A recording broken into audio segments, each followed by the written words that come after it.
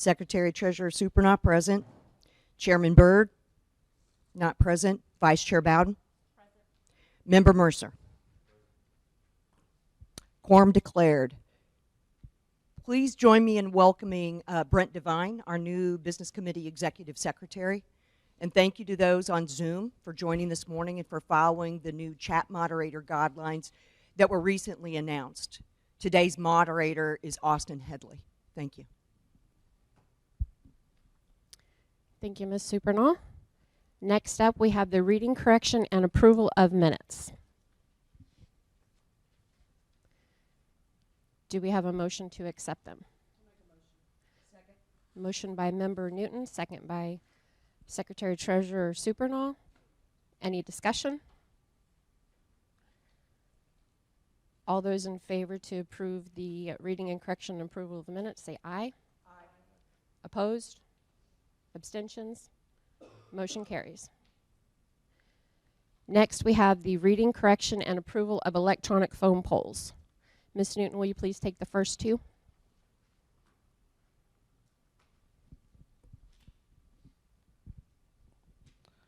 Okay, the first one is poll 11537, and it was a request to approve from Mitch Albright and Melanie Shawnee to approve 10 pounds each of bison and ground beef for powwow rations, and also to include beef sticks to include in the general council packet.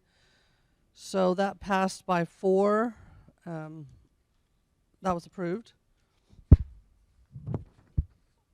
The second one was requested for expenses to be covered for the vice chair to send a response letter in response to the chairman's letter published in the January 2023 Post. That was never acted on, so this poll was basically a void. It did pass, but it was a void, so because it was never acted on. Member Mercer, will you take the next two, please? The next poll was attorney agreement approval for the grievance committee. It was approved, 3 approved, 1 reject, 1 abstain. The next one was a resubmittal on Brandon Racing, and it was a request donation for $500 to help with membership fees and supplies for the Tulsa Kart Club racing for fall and spring, and it was approved. Thank you, Member Mercer. Do we have a motion to approve the reading, correction, and approval of electronic phone polls? Motion by Member Newton, second by Member Mercer. Any discussion? With no discussion, all those in favor say aye. Aye. All those opposed? Any abstentions? Motion carries. Next up, we have the approval, disapproval of the treasurer's report. Motion to approve. Motion by Ms. Supernaw. Do we have a second? Second by Member Newton. Any discussion? With no discussion, we'll call for the question. All those in favor say aye. Aye. All those opposed? Any abstentions? Motion carries. Next on the agenda is approval and disapproval of director and subcommittee reports submitted. Motion to approve. Motion by Ms. Supernaw. Do we have a second? Second by Member Mercer. Any discussion? I'll call for the question. All those in favor say aye. Aye. All those opposed? Any abstentions? Motion carries. Next up, we have the chairman's report.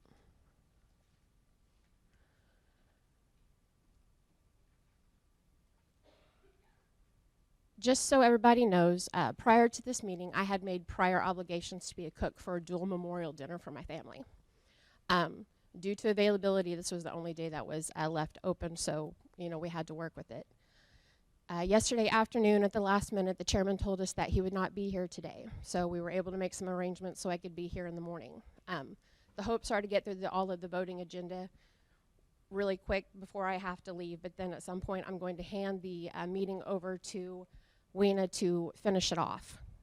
She took it upon herself to put it together, a report that will talk about some financials, their trip to Washington, D.C., So I'm going to hand the floor over to her here in a second.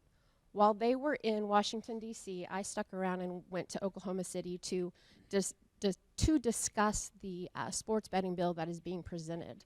And it will, go in correlation with our current gaming compact that we have with the state of Oklahoma. The next meeting to discuss this will be in April to see what the tribes want to do in moving forward. So, Secretary Treasurer Ms. Weena Supernaw, would you like to give your report? Thank you. So first off, there is quite a bit that's been going on over the course of the last month, so please bear with me. First item is the Business Committee has decided to limit phone polls to emergency requests only, effective April the 1st. So over the next couple of weeks, we'll be working through the current ones and get those closed out to address non-emergency business resolutions that should not or cannot wait until the third Saturday of each month. We will be scheduling and announcing additional business committee meetings.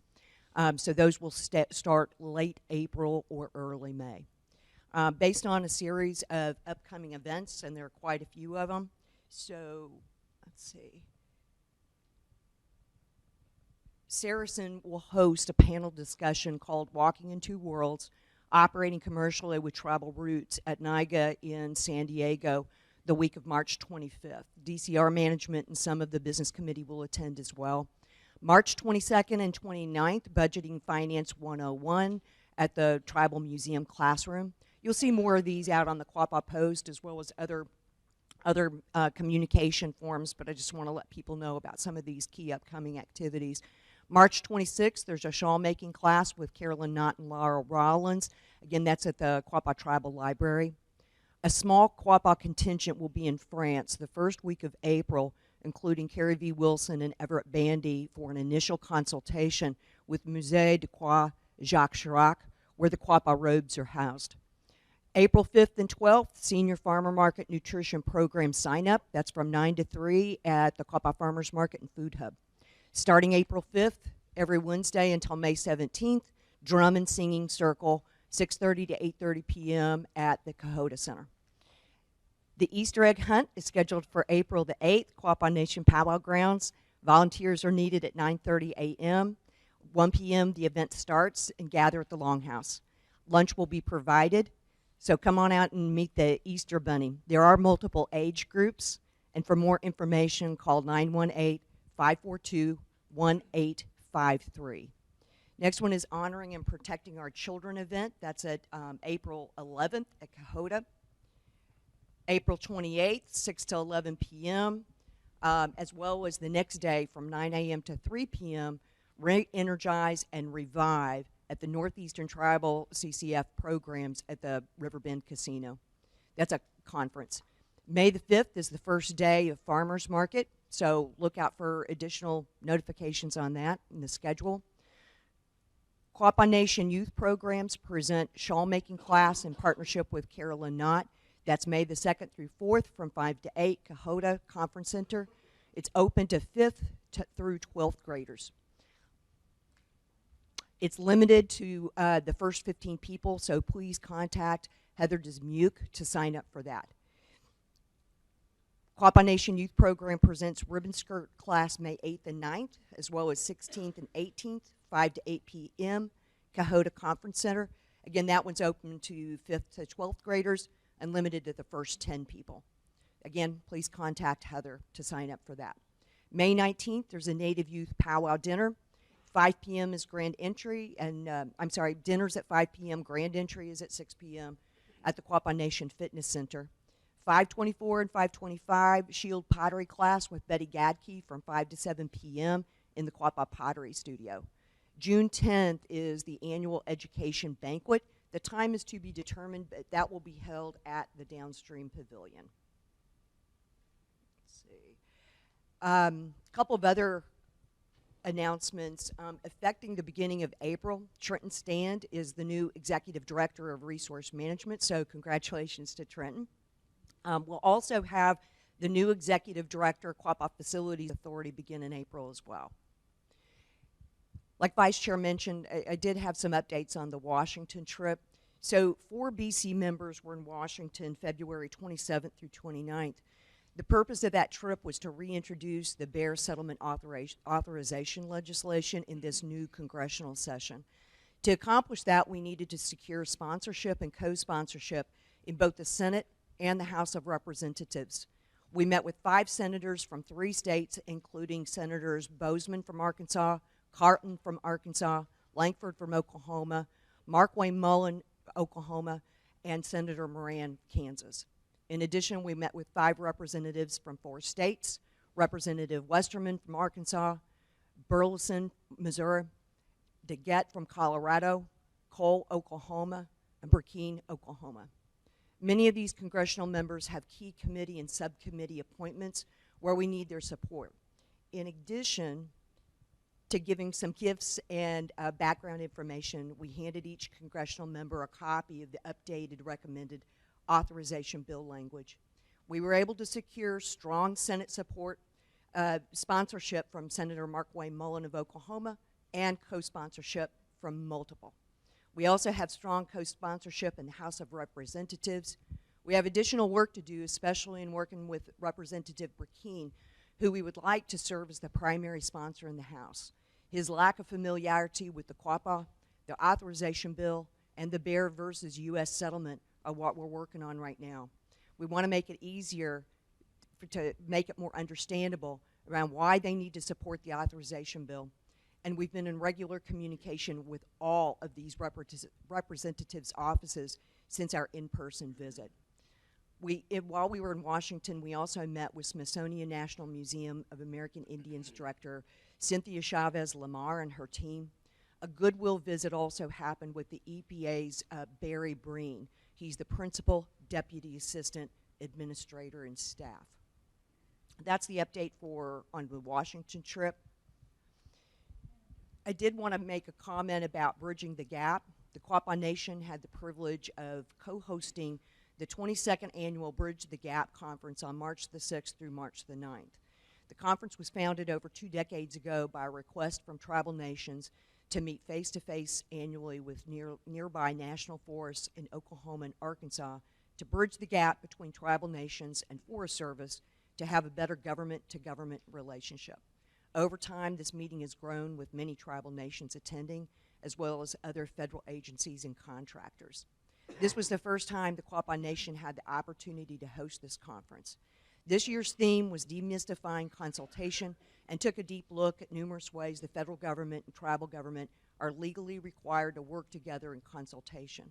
This year, over 290 people attended the conference. 78 were representatives of tribal governments from across the U.S., 65 were from the U.S. Forest Service, 80 were representatives of other federal agencies, and the remainder were state and local organizations. A traditional Quapaw dinner was held the last evening, which began with a cedar ceremony and fed over 270 individuals. Afterwards, a hand game took place. Participants also enjoyed a potato dance and other activities. U.S. Forest Service appreciation to the Quapaw Nation co-hosting the 2023 Bridging the Gap Conference was sincerely expressed with an appreciation plaque being presented from their agency to the Quapaw Nation. We'd like to thank the entire Quapaw Nation TIPO office for organizing and acting as such great hosts. Carrie V. Wilson, Quapaw Nation NAGPRA Director and Chair of the Cultural Committee, for leading a panel discussion. Joey Gibbswater for starting the fire. The cooks and firemen from our community. Billy Proctor for giving the blessing in the Quapaw language. Betty Gadke for the gift bag pottery medallions. All the DCR employees and all the other volunteers who made the event a success. Now on to some financials. Okay, so Quapaw Casino. Their financials run a little bit later than the others, so their February results won't become available next week. So these highlights are really January. So for the month ending January 31st, EBITDA totaled $225,000 with a margin of 12.1%. Now January's result is below budgeted expectations by $123,000. It represents a decrease of $142,000 from the prior year, January 2022. The decrease in EBITDA from last year is primarily the result of an increase in labor costs, cost of goods sold, advertising expenses, promotional allowances, maintenance, and credit card fees. Total net revenue, however, increased from January 2022 by $99,000. The increase is the result of increase in gaming revenue year over year. Food, beverage, some other revenue types increased over the previous January. All other revenue lines were consistent with the previous year. So the revenue improvement is encouraging. The downstream for the month ending February 28th, EBITDA totaled $8.6 million with a margin of 48.9%. February's result exceeded February of 2022 and our budgeted expectations. The current month's EBITDA is the first year-over-year EBITDA increase in fiscal year 2023, so that's wonderful. On a revenue basis, February 2023 was the best February in Downstream's history. On Saracen, January and February gaming revenue is up year over year, and mobile sports gambling continues to strengthen. Regarding Phase 2 development of the hotel and conference center, concrete remediation work has commenced. The BC approved the gross maximum price for the full development of the hotel and conference center, although some additional approvals are still required. And we're going to Pine Bluff next week to smoke off the property in anticipation of that construction. Regarding last Saturday's special GC, the Quapaw General Council is the supreme governing body over the Quapaw Nation.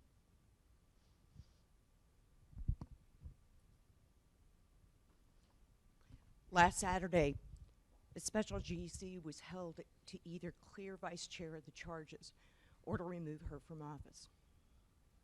The Quapaw General Council ultimately decided to clear her of all charges. She will serve out the remainder of her term. General Council's decision is final. The Quapaw people decided after hearing testimony from both sides in executive session. Since that time, it's come to my attention multiple individuals having direct roles in that process have received threatening emails, phone calls, or are being followed. Quapaw Nation tribal marshals have been notified. Each of those individuals had a specific role defined in our governing resolution, and they performed those duties to the best of their ability. I'd like everyone to please respect our governing resolution, our laws, the Quapaw Nation General Council, and most importantly, the decision of the Quapaw majority last Saturday.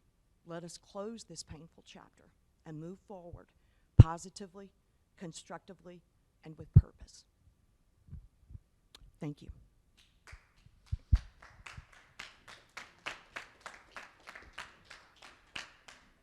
Thank you, Secretary Treasurer Supernaw. Can it wait until open forum when we get to that?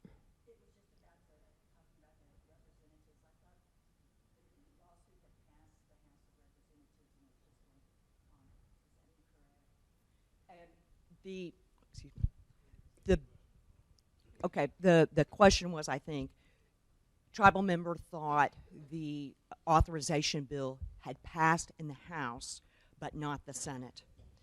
In the last congressional session, it never made it out of subcommittee, out of the House Natural Resources Committee. So it did not pass. At that time, it was not introduced to the Senate simultaneously. This congressional session, however, our strategy has changed.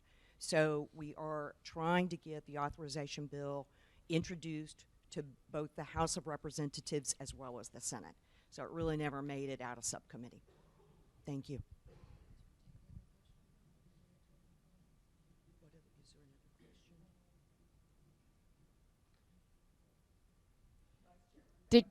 Did you say, one moment please, did you say there was a question online for Weena?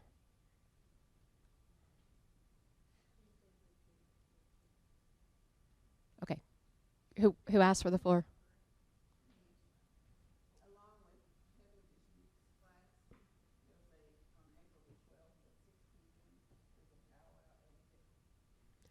April 12th at 6 p.m. there is a powwow etiquette class.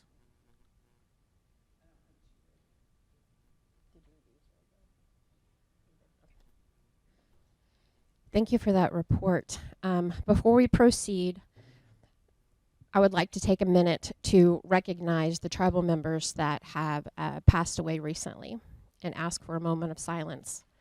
The names that I have are Erica Ann Wolford, J.C. David Dye, Gregory Stanton Hyatt, Patricia Lee, Ann McPherson, and are there any other names that I might have forgotten? Okay, if you will, please bow your head and let's offer a moment of silence for those we have lost.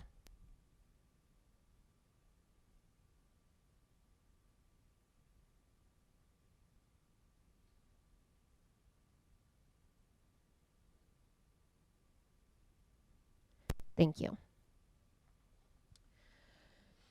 The next on our agenda is the accounting report. Eric Bone.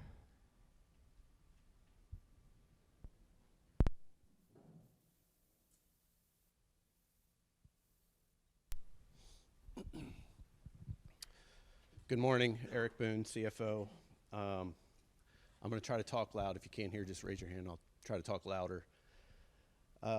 General fund, in February, we received $2.14 million, total for the fiscal year of $10.2 million in revenue. Actual expenses in February were $2.6 million, bringing our total for the fiscal year to $12.2 million. Of those expenses, the tribal member health benefit for February was $476,000, bringing our total for the fiscal year to $2.1 million. Social services expenses in February were $463,000, bringing our total for the year to $1.26 million. And education expenses in February were $169,000, bringing our total for the fiscal year to $546,000. Does anybody have any questions? Yes, ma'am. I keep hearing, is this thing on? Yes. Okay, sorry. I keep hearing a rumor going around constantly that Joseph and Guy have stolen millions from us. Where are those millions missing from, please? And if you can't answer it, maybe Weena could answer that question. I know nothing of any missing funds from the Quapaw Nation. Thank you. Weena,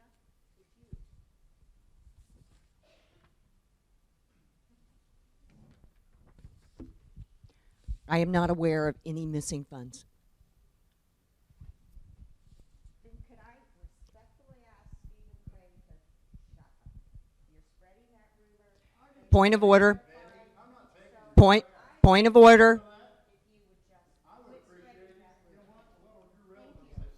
Point of order.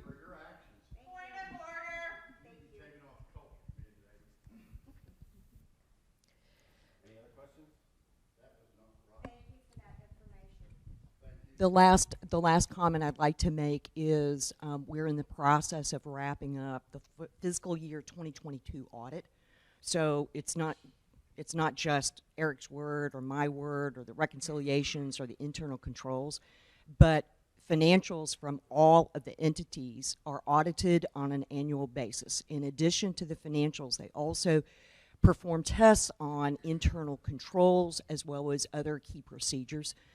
So those financials will be published publicly. They will be posted up on the tribal website.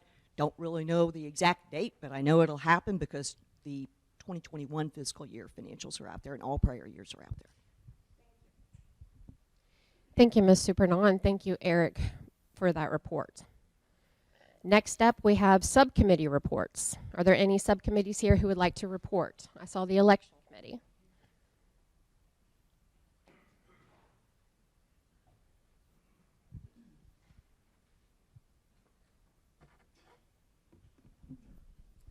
Frank Frazier, Chair of the Election Committee. I would just like to remind everybody that we have our first special election coming up. It will be to replace the vacant seat left when Zach Turley resigned. The absentee ballots have been sent out for those who have been calling and insisting they haven't got theirs yet. You can't blame us. It's the U.S. mail that's in charge of that. Okay, the actual vote in person will be April the 15th. Hopefully at the community building, 9 to 5 as always. You need to bring in either your red card, a lot of the older people still have those, or another photo ID. And if you're up to date, you can go to the office and they will give you a new voter's registration card. marked, and it'll have your picture, and that's all you'd have to have. That is the first reminder about that. Then we will have our second special election in order to fill the seat left by the untimely passing of Mike Shawnee. That one will that one will occur on Saturday, June the 3rd, 2023, 9 to 5 at the community building as always. Same thing applies. We will not be able to send out absentee ballots until after the filing period, and we know who's going to run, and those are sent to the printer, and we get back the ballots. The last day to file for the vacant seat for the special election in June will be Monday, March the 27th. So anybody has any desires, you have until Monday the 27th to go out and file and serve the tribe. Thank you. Anybody have any questions? Yes, Whitney? I did have just a couple of questions. Yes. Can you explain how the election committee, how are you able to keep track of the absentee ballot requests between the two elections that are underway right now? Okay, what we do is we may get absentee ballots. We had them made out for the first election. They are in separate envelopes. They are all recorded, numbered, and the election secretary keeps them on file. When it comes time to create the next batch, they will also be, they're all labeled with a number, sequential numbered. Secretary keeps them on file, and they will be in a different envelope, different colored envelope to mail back in, and that's how it will be determined how that happens. Another thing is, if for some reason, a lot of the locals do absentee ballots, if you not send yours in, and it comes up time to vote, if you want to come and vote in person, you have to return the absentee ballot packet, all of it intact, everything has to be there. If it has been opened and you remove stuff, then you will not be allowed to vote. You need to keep that in mind. That answer your question, Wayna? Can you go over the general election dates? Okay, general election date. Our general election in July will be held July the 22nd. And it also will be from 9 to 5, and we will have the vice chair seat up for re-election, and 3 member seats will be up for election. And we're too far out to start talking about people going out and start filing for that and sending in for absentee ballots. We had a lot of people calling for absentee ballots just as soon as we announced the first special election, and they hadn't even we didn't even know who was filing yet to be running in the race. Any other things? Yes. What date are you hoping to file for the July election? The July election, I don't have that with me right here at the moment, because I figured if I give out too many dates, people are going to get confused. We're going to be having a couple of more meetings before that. I tend to think if most people are like me, if you start getting down too many dates, you start getting them mixed up. I apologize for that. Thank you. Is that all? Yes. Right now, for the second annual, second special election, we have 3 candidates on file at this time. So like I said, you have till March the 27th. That's on a Monday. If you are thinking about it, now would be the time to serve your tribe.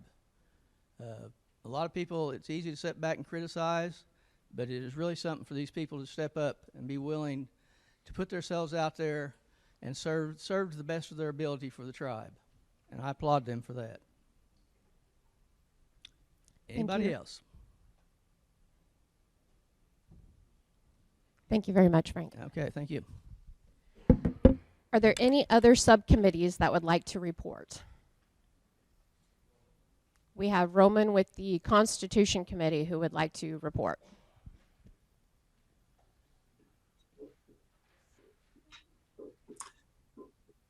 Good morning. Can you hear me?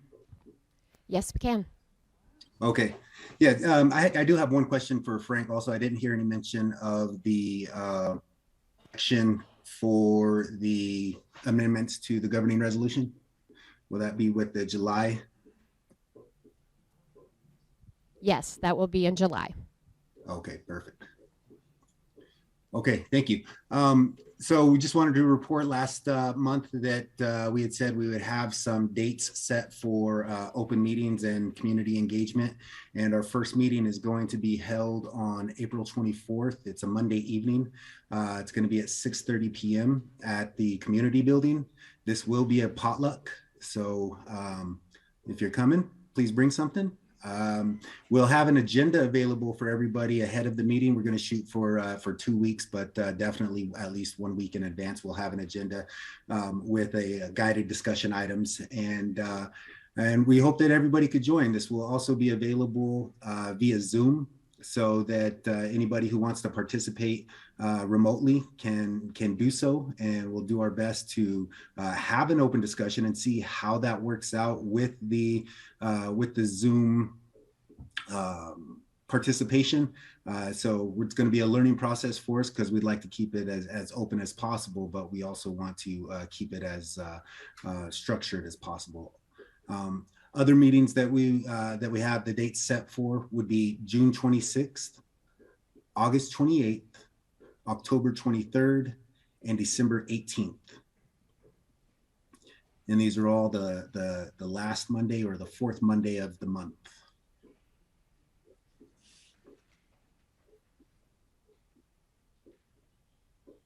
And that's all I have. Do you have any questions? Are there any questions for Roman?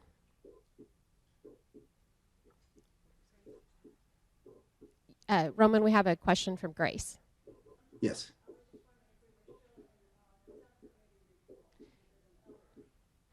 Yes, Roman is wrapping up his constitution, and then we can do the elders.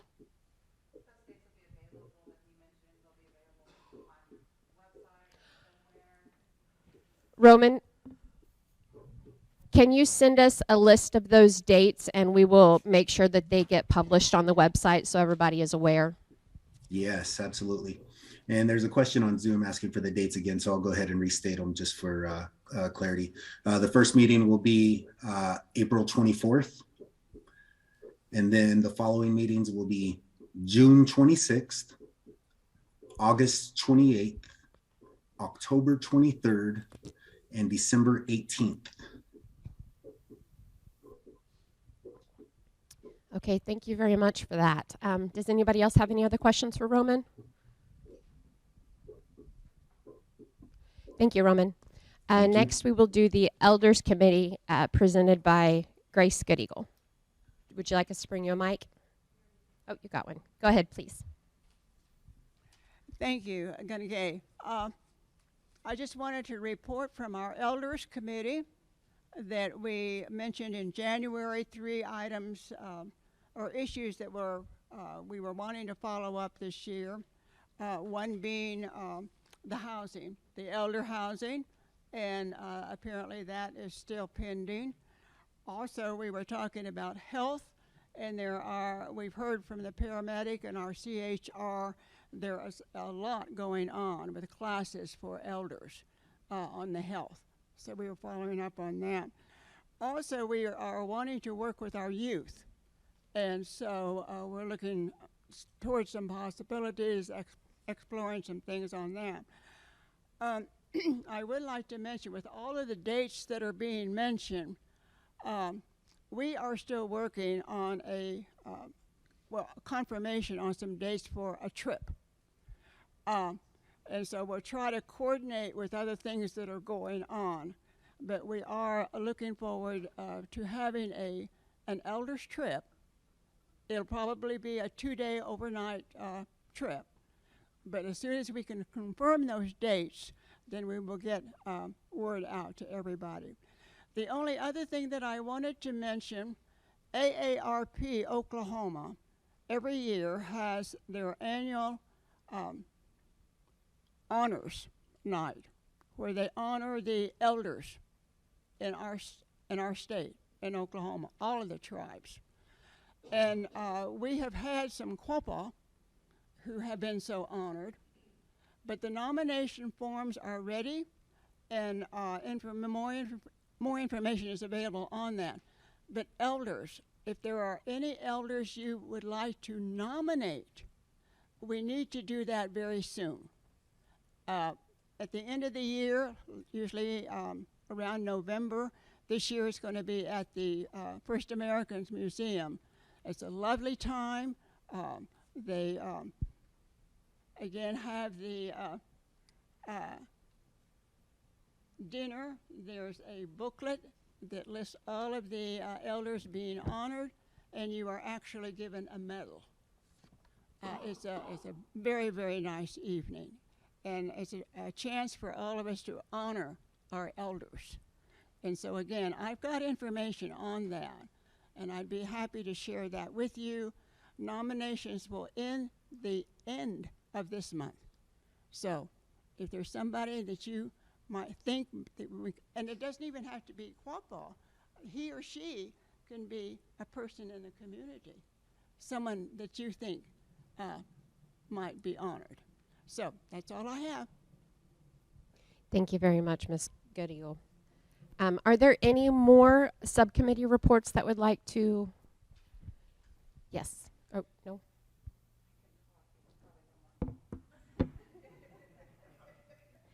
Thank you for returning the mic.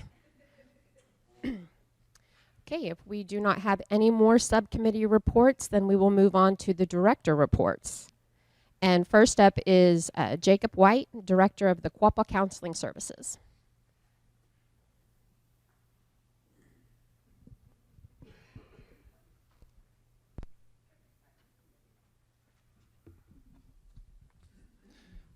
Good morning. February was a good month for us. Our census has remained stable. Currently have 93 patients admitted to the medicated program, and our outpatient substance abuse program provided 50 services for the month. Revenue was up, contacts were up for the month of February. So hopefully we can continue down that road. The transport services that we implemented in the middle of the year last year are still doing as expected, transporting basically on average 5 patients a day. So that's a good service. I'm glad that's working out. We have a counselor that has been with us for 12 years. He'll be retiring at the end of this month, so be looking to replace him, and we'll definitely feel the impact of him leaving. And we've been trying to meet with the marketing department, do some more advertising, see if we can reach some more folks, because I'm sure that they're out there that need treatment. So, but not a lot changes in our world. We'll just continue doing what we do. So, any questions?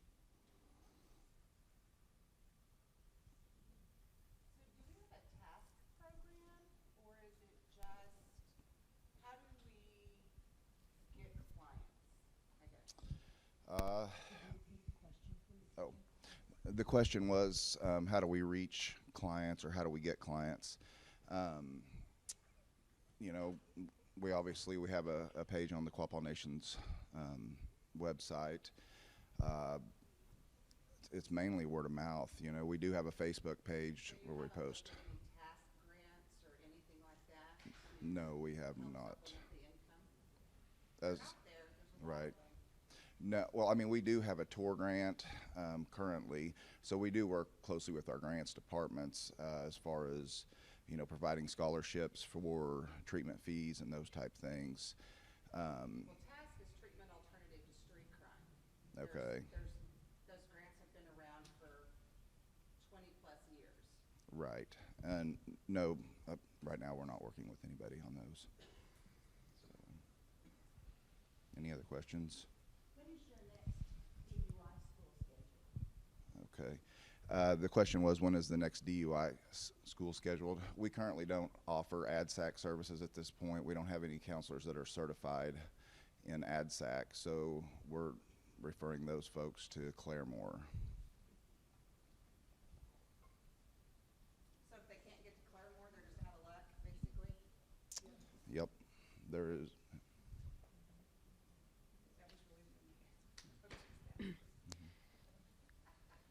Jacob, does, well, like she had just mentioned, would our transport services be able to take them to Claremore and help them in an event like that, since we don't offer it?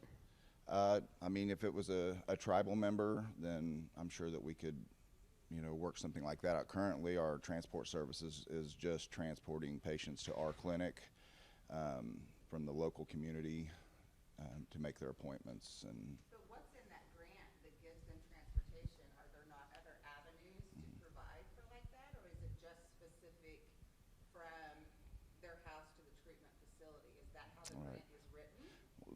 Currently, the transport services is not funded by a grant. It's funded. So it's funded out of general fund? It's funded through the Quapaw Counseling Services budget, yes. So it's funded through the general fund? Yes. So then we could make that provision for that to be available then, correct? We could. Okay. What is the cost of the DUI school 10-hour and 20-hour intern? I am not sure what they charge for those.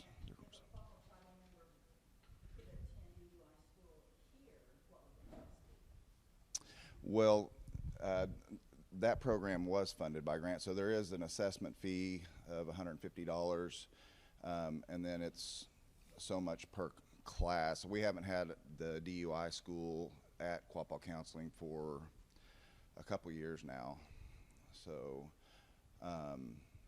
it would be less, obviously, if we were the ones providing that. It's just a matter of having the counselors that are certified to do ADSAC.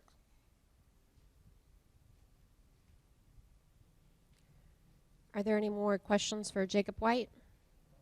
Is it difficult for a counselor for you to pay them to get that certification so that you can have that available? The question was, is it difficult to have a counselor certified in that? And yes, it is somewhat challenging. Counselors are in short supply in this area, unfortunately. So hiring has been difficult for us. And yes, it is a lot of added training, and then you have to be certified with the state and subject to state audits and those type things to be able to retain and have the ADSAC facilitators.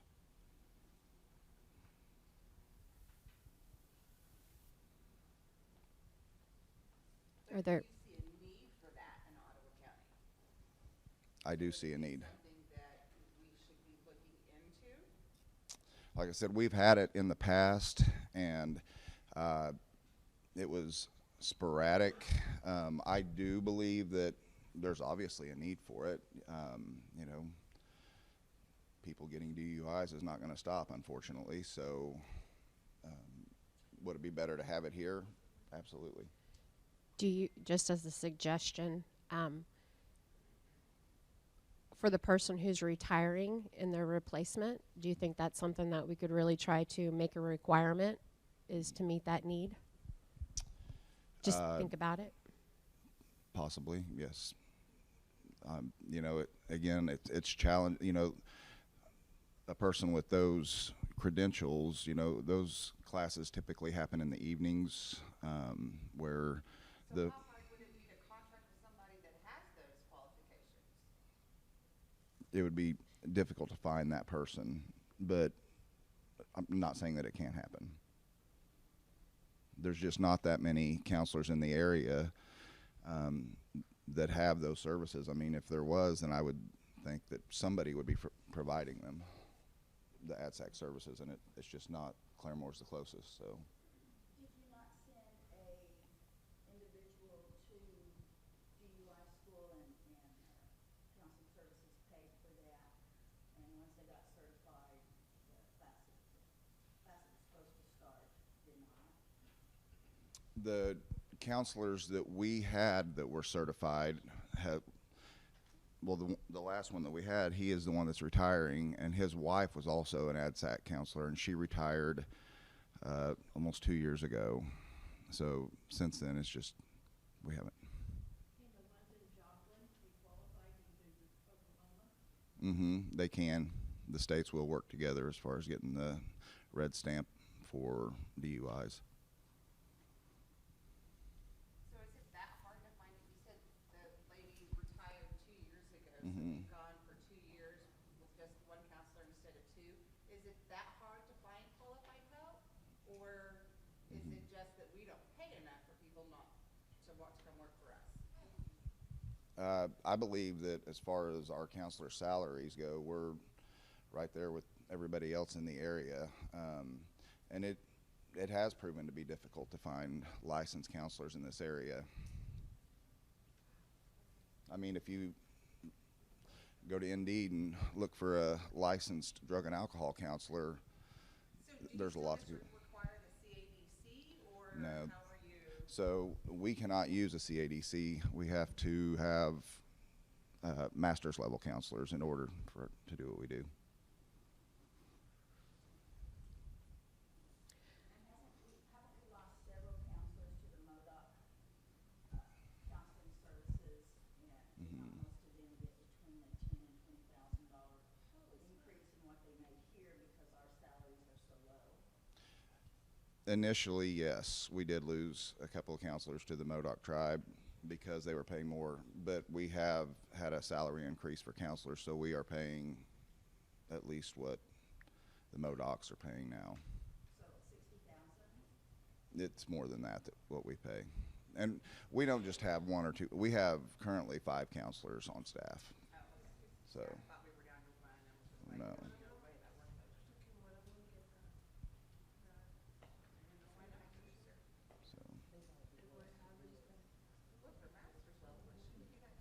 So. Okay, well, we know what we need to look into moving forward. Okay. Can we provide evening counseling services for tribal members and other people? We currently provide those services in the evening. On Tuesdays and Wednesdays, we provide a drug and alcohol education class and an anger management class, and also we can provide the counseling services should there be a need. The class, I believe, starts at 3 o'clock in the afternoon on Tuesdays and Wednesdays. What about people who work until 4:30 or 5? Then, no, we don't provide services past that point at this point. Mm-hmm. So we're penalizing people because they have to work, and we don't want to work past 5 o'clock. Mm-hmm. And I know that's not, that's just. Right. We open at 5 o'clock in the morning so that we can treat people that have to work so they can come in the morning. Do you get a lot of people that early in the morning? That's our busiest time of the day is 5 o'clock in the morning. All right, well, thank you very much, Jacob White. That was Thank you. very informative, and we know where our needs are, and thank you for that Q&A. Thank you for doing everything you guys do. Next, we have John Jackson Jr. He is the manager of our Roads and Construction Department.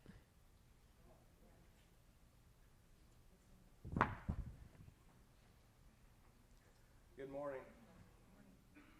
Thank you guys for having me out today. We've had quite a bit of irons in the fire over the last several months planning-wise, and we're getting ready to enter in construction season. So I think I'll just hit the big construction projects we got going on and then open it up for questions. So we'll start with the powwow grounds. We've split this project into 2 phases. One phase will be the electrical work and the other will be the civil work. The electrical work has already been out to pre-bid, and we will open those bids on Wednesday the 22nd. The civil work bid packages will go out the last week of March, and we plan to open those bids somewhere around the middle of April. More to follow when we finish the bid package. We had to push this work back quite a bit because some of the lead materials on the electric work was into 9 months, and that put us in danger of interfering with the powwow or the powwow preparations, so we're looking at a no earlier than July 16th time frame for that. The admin building remodel. We've completed the remodel and most of the restoration. In the process of this, we use this as an opportunity to renovate the building. During the work, we were able to make a lot of electrical improvements that not only made it more safer, but more efficient. We found that our circuit breakers were kind of overloaded and weren't necessarily up to code. We took the opportunity to fix that while we were in there. We're waiting on the tile and the finish work, and then we'll be completed with that and ready to move back in, and the admin facilities will be up and running. With the food sovereignty complex, we've got the building on the ground, and we're in the process of fixing the earthwork. The earthwork's been completed. We look to pour the pads starting March 29th. Once the pad's poured, we'll move on to the erection, and then we can start with some smaller projects on site. We're also working with the environmental department and the grant that they've procured to be able to build an outdoor classroom and a pavilion over there. Splash Pad and OLC Complex, this is a big project that we're working with CCDF and Branco on to do significant upgrades to this property. This is another multi-aspect project that will include construction of the splash pad, resurfacing of the OLC playground, installation of the new and safer playground equipment, and fencing on the entire property. The splash pad and playground are both currently finalizing in design phase. We're starting to do some water line relocation, hopefully in the next week or two, and we're working with an engineering firm to do extensive civil work. That property has significant drainage problems and water puddling problems, so we're doing civil work on the entire site to remedy the water management of that site before we get too far into construction. The old OLC building, we're in the process of completing the demolition on this. Once all the organic materials are out, we will look to begin the prospective 4 layouts, and then we will begin build back once those layouts are approved. The water issues and the drainage problems that created the mold problem to begin with are going to be addressed during the civil work that is going to be done for the OLC splash pad complex. So those issues will be fixed in the process. I cannot stress enough that we will not begin build back until that building is completely mold tested. We've put a mold treatment facility on it, and we are 100% certain that that building is mold free. Then and only then will we begin construction on it. Lincolnville Sewer Project. We've selected the contractor to perform this work, and we have a pre-construction meeting on March 22nd. This isn't open to the public meeting. Anybody that would like to attend this meeting can attend it as well. Once the pre-construction meeting is completed, the IHS approves the submittals.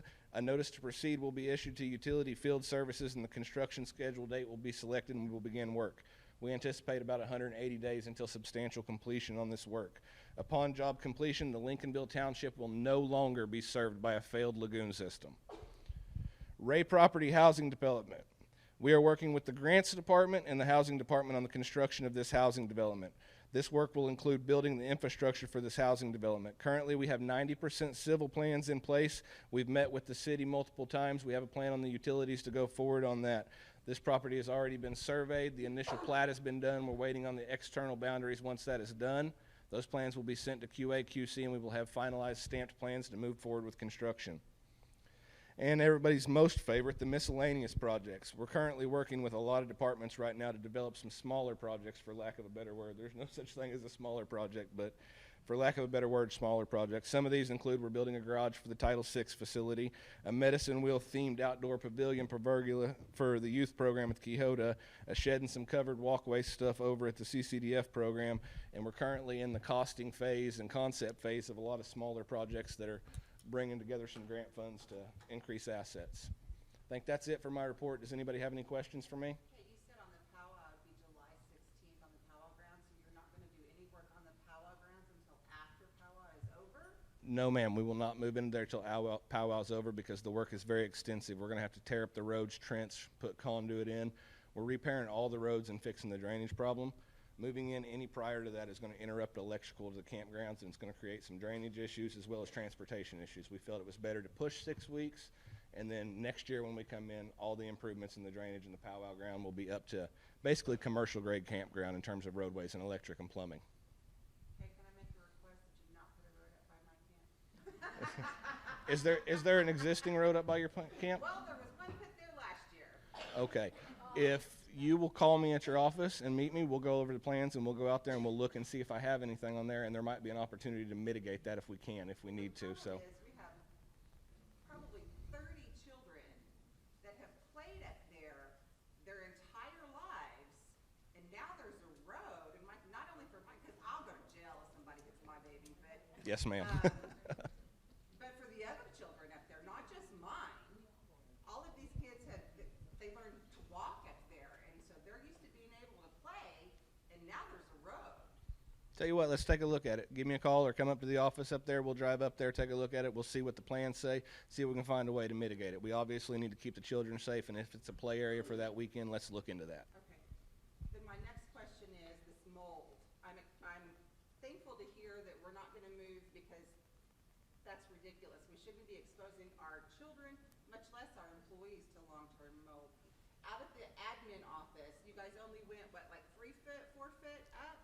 How do we know, how have you, or what have you done to ensure that that building's not going to have mold, and this is not going to be yet another issue that we have to go 10 years down the road and spend thousands of dollars again to, my deal is, let's fix it right the first time. Yes, ma'am, I agree. Hundreds of thousands of dollars refixing this building over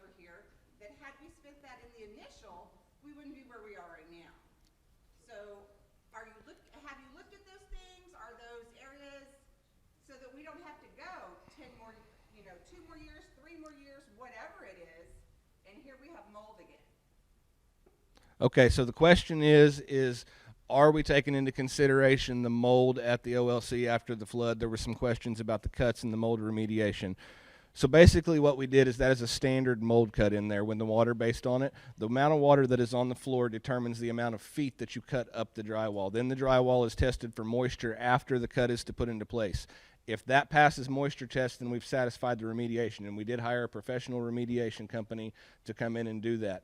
Obviously, we've all got concerns with mold in some of the buildings, and I will tell you, and the people that have worked with me will vouch to you, there is nobody that takes this more serious than me. I hate mold. I believe in preventative maintenance, and I believe in safety. So the next thing I did is after everything was gutted, I hired an independent contractor to come in and do mold testing on the entire admin facility after it was dried and after the water was done. Those tests can be made available to anybody that would like to see them, but we had 0 mold before the build back began on the admin facility. So yes, ma'am, we have taken the cautions to make sure that there's no mold before we built back. We will not come back and have that same issue for this problem. Frustrated of seeing, here we spend, I'm just going to throw numbers because I don't have them. So say we spend $100,000 to fix this building, and 3 years later we're going to have to spend $200,000. It's ridiculous. We're throwing good money after bad. Why can't we fix it? And no, I'm just expressing my frustration, and I'm sorry that it's you, but why can't we fix it right the first time? Because this is ridiculous. Okay, I firmly believe in that, and the people that work with me will tell you that I am huge on preventative maintenance. It's one of the things that I believe with. I'm actually working with Mr. Ellick, and we're developing a plan to inspect these buildings on a regular basis so that we can get ahead of them. But one of the things that I've found during this process is I've found a product that we can purchase that we can spray on buildings as we construct them, and it creates a 30-year mold barrier, meaning if any water comes in there. How do we purchase that? There's a couple companies that put it in, and we'll use the procurement process and the right processes as we construct buildings, and we'll come in and have them spray it. But they guarantee their work for up to 30 years, and if mold is acquired during that 30 years, they eat the entire cost of the mold remediation, the entire cost of the build back and everything. So I am working some avenues on that, ma'am. When is that meeting? Yeah. When is that? The pre-construction meeting? The Lincolnville? Okay. The question is, when is the Lincolnville pre-construction meeting? The pre-construction meeting is this Wednesday, the 22nd, and I'll have to check my calendar. I got several meetings that day, but I want to say it's at 10:30 in the QSA construction office. So, yes. And if anybody's interested in coming, because I don't have that time on me right now, because I've got a 10:30, a 1:30, and a 4 that day, and honestly, I can't keep my time straight.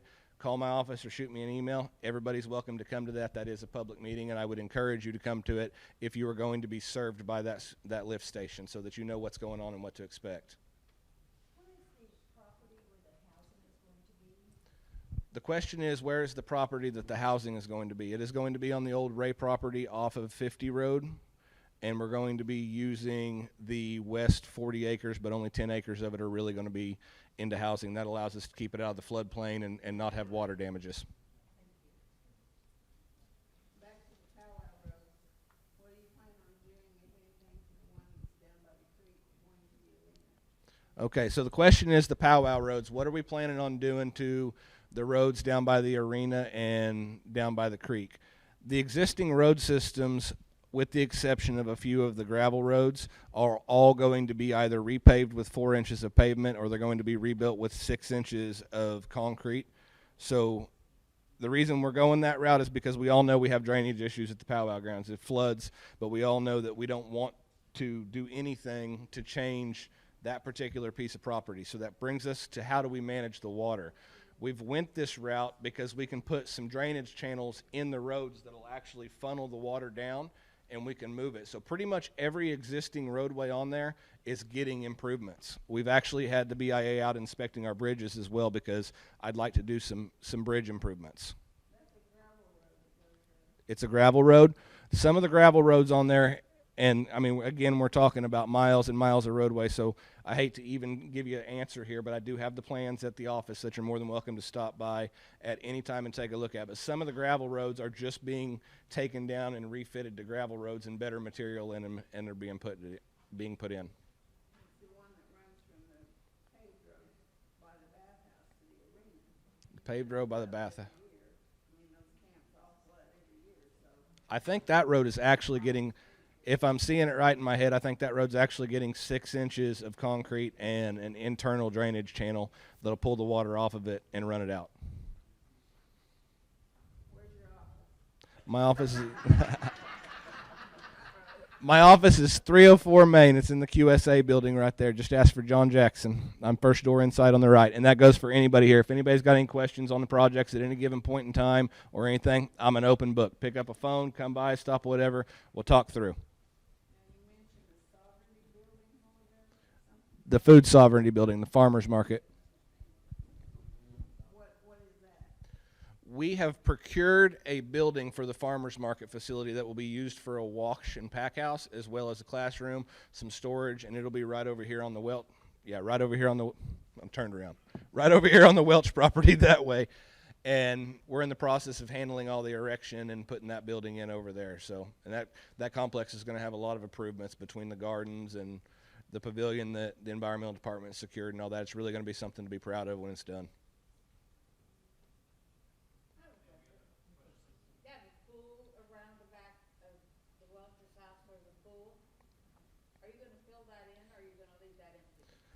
The question is, what are we going to do with the pool at the Welch property? I can almost guarantee you, even though I can't guarantee you 100% due to insurance purposes, that pool will never exist again. It is a commercial facility. We will have people there that will be visiting.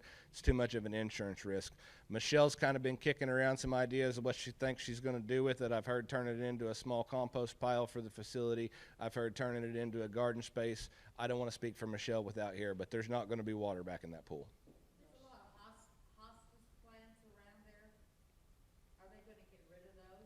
Again, I don't know what Michelle's plans for that property in terms of landscaping and aesthetics are. If that's something you're interested in, I would encourage you to talk to her and see if. Yeah. So. I'm sure she'd be thrilled for you to stop by when you see them over there. Just stop by and she'll fill you in, because she's not going to tear up any plants. I can promise you that. They may be moved, but she's very good at recycling, and she mentioned a root cellar for the pool, but she has some great ideas. So yes, please, I encourage anyone to stop by and visit them with her.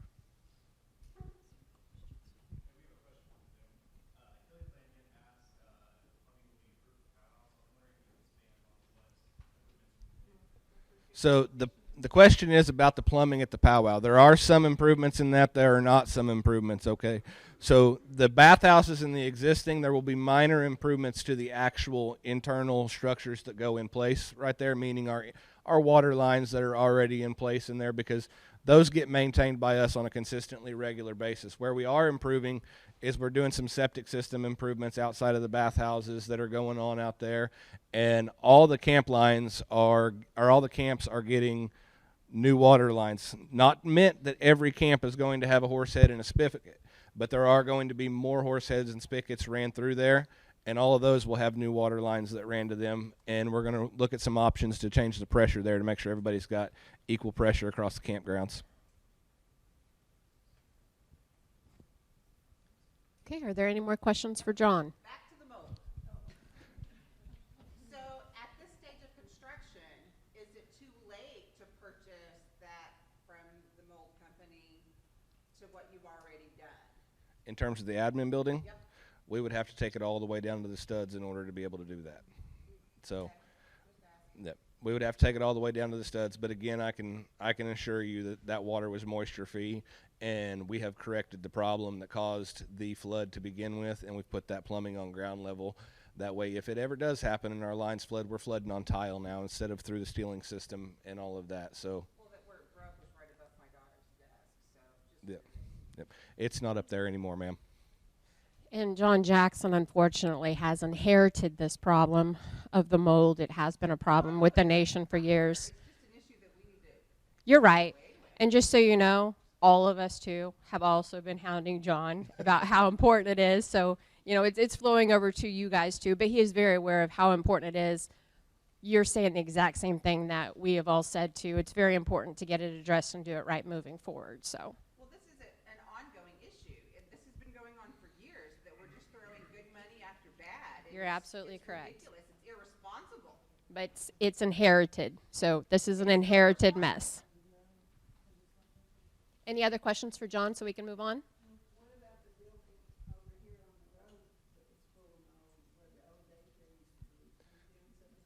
Yes, that's what I talked about on item 5. We're taking that all the way down to the red iron, removing all organic material out of it, and then we will spray the treatment material in it prior to build back. But prior to that, it will be certified mold-free, and then we are correcting the drainage problems that actually caused the mold to begin with during the civil work for the OLC playground splash pad. So we look forward to building that building back and having another useful asset for the Quapaw Nation.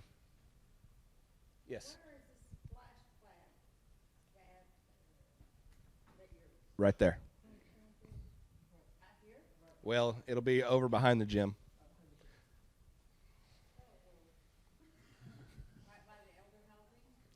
It'll be behind the gym, in between the gym and the OLC, but it will be a gated community and will have its own dedicated parking.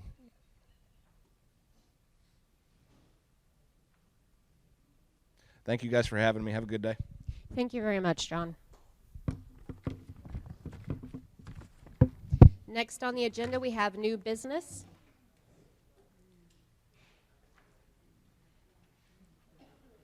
Ms. Newton, would you like to take that first resolution?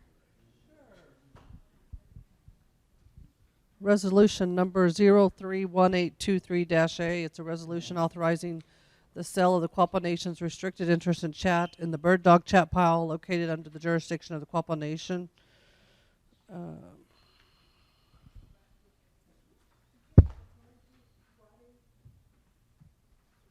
That's it. Okay, so we have resolution 031823, a resolution authorizing the sale of the Quapaw Nation's restricted interest in chat in the bird dog chat pile located under the jurisdiction of the Quapaw Nation. Do we have a motion to approve? Motion to approve. Motion made by Secretary Treasurer Weena Supernaw. Do we have a second? Second by Ms. Newton. Do we have any discussion? With no discussion, I'll call for the question. All those in favor say aye. Aye. All those opposed? Any abstentions? Motion carries. The next one up is resolution 031823, and we have a guest speaker here, Les Whittaker, to discuss this resolution.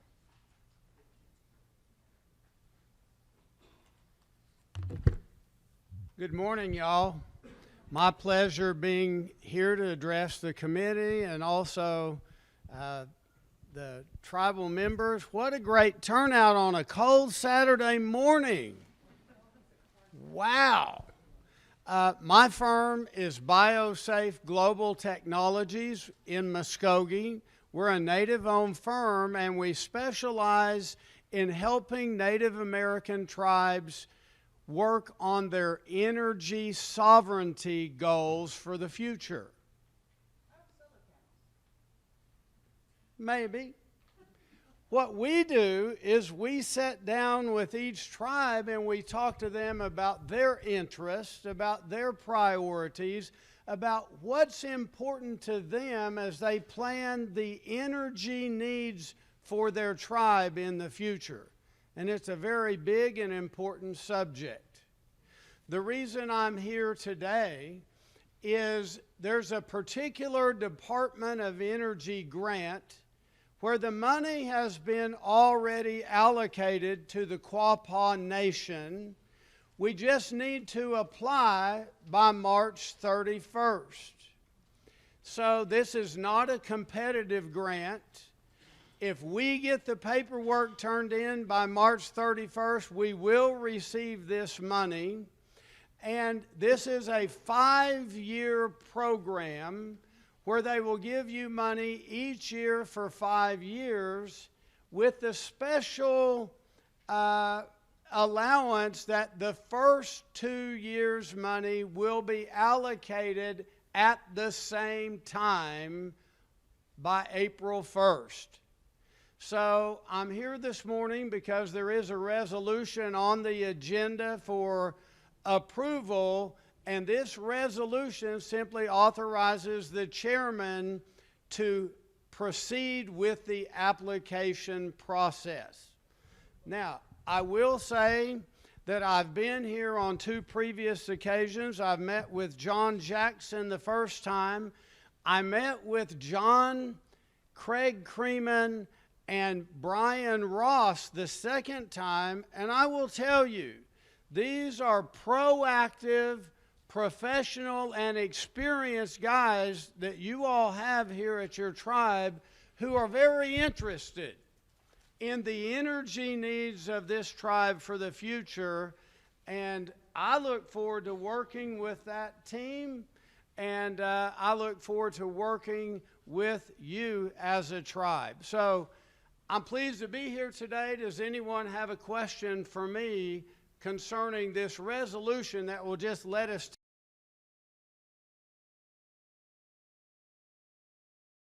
for your nation? So how much money are we talking about? It's $368,000 for the first 2 years. This is to do improvements to the electrical grid. It can also be used for technology to make your tribe more efficient in its energy consumption. That means saving money on your utility bills because you're more efficient. It can also be used for things like battery storage. If you, ma'am, mentioned a solar project, if that's of interest to the tribe, this money cannot be used for a solar project, but it can be used to develop infrastructure preparing for a solar project. Okay? And just to give a little bit more detail on this resolution, it reads, the Quapaw Nation seeks to obtain funding to complete the following. Ensure critical tribal facilities serving the citizens are not impacted by disruptive events such as extreme weather, fire, floods, or other outage event that disrupt normal grid operations. Implement new and/or improved controls, automation, communication technology, and infrastructure to enhance the adaptiveness of localized grid operations and load control. It'll be used to train and increase the skills of the facility's tribal workforce to operate and maintain any installed resilience measures, address any other lacking, outdated, and/or failing energy infrastructure items and materials serving tribal communities, and utilize resilience projects to further the advancement of green jobs in science, technology, engineering, and mathematics-based skills of the tribal workforce and citizens. The Quapaw Nation Committee in this resolution would hereby authorize the chairman to prepare and execute and submit a grant application proposed to the Department of Energy Grid Deployment Office, National Energy Technology Laboratory in the amount of $368,000 and $13 for the grid resilience project. The match on the nation's behalf would be $55,201 to receive this grant. That would be our match that we would contribute to this for the $368,000. Yes, and if I may address the match, there's a tribal match of 15%, and we will work with your committee to be able to make that match in an in-kind contribution, and we have several ideas on how to do that. So you won't actually have to write a check for the match. I just want to make that clear. We do that normally, okay? Thank you for that clarification. Yeah, in-kind contributions are allowed by the DOE rules. Yes. With the passing of this, if I understand this correctly, then the business committee just needs to complete or assign that to whoever you might assign it to, the specifics that you want by the end of the month. Is that correct? Yeah, we have the resolution already written and ready to go, so if you pass it here today, we will. Yes, we will help them develop all the paperwork for the grant application So we're going to do that working with the committee, but we'll be in charge of getting all that paperwork ready to turn in before the deadline of March 31st. No, it would be the business committee, the way I understand it. Yes. They just need to pass this resolution so we can include that in the application. Okay, does anybody have any questions for Mr. Whittaker? Thank you. It's my pleasure being here this. Oh. What is it that you're going to build? The actual projects haven't been determined yet. How are those determined? Well, those will be determined with me working with the committee and any of the executives or directors among the tribe that have expertise in this area. They do have a list of projects that they're interested in, and then it's a matter of prioritizing the ones that are most important to use the available amount of the money. But I should say this, and I'm glad you guys have brought this up. In October, I was invited to Washington, D.C. to attend the first ever Clean Energy Summit for Native American tribes put on by the Department of Energy. There is a lot of programs and a lot of money for doing tribal energy projects. And for instance, the reason we're here right now is this grant has a deadline. And if we don't get on the stick, we will just lose out on that money because the deadline is the 31st.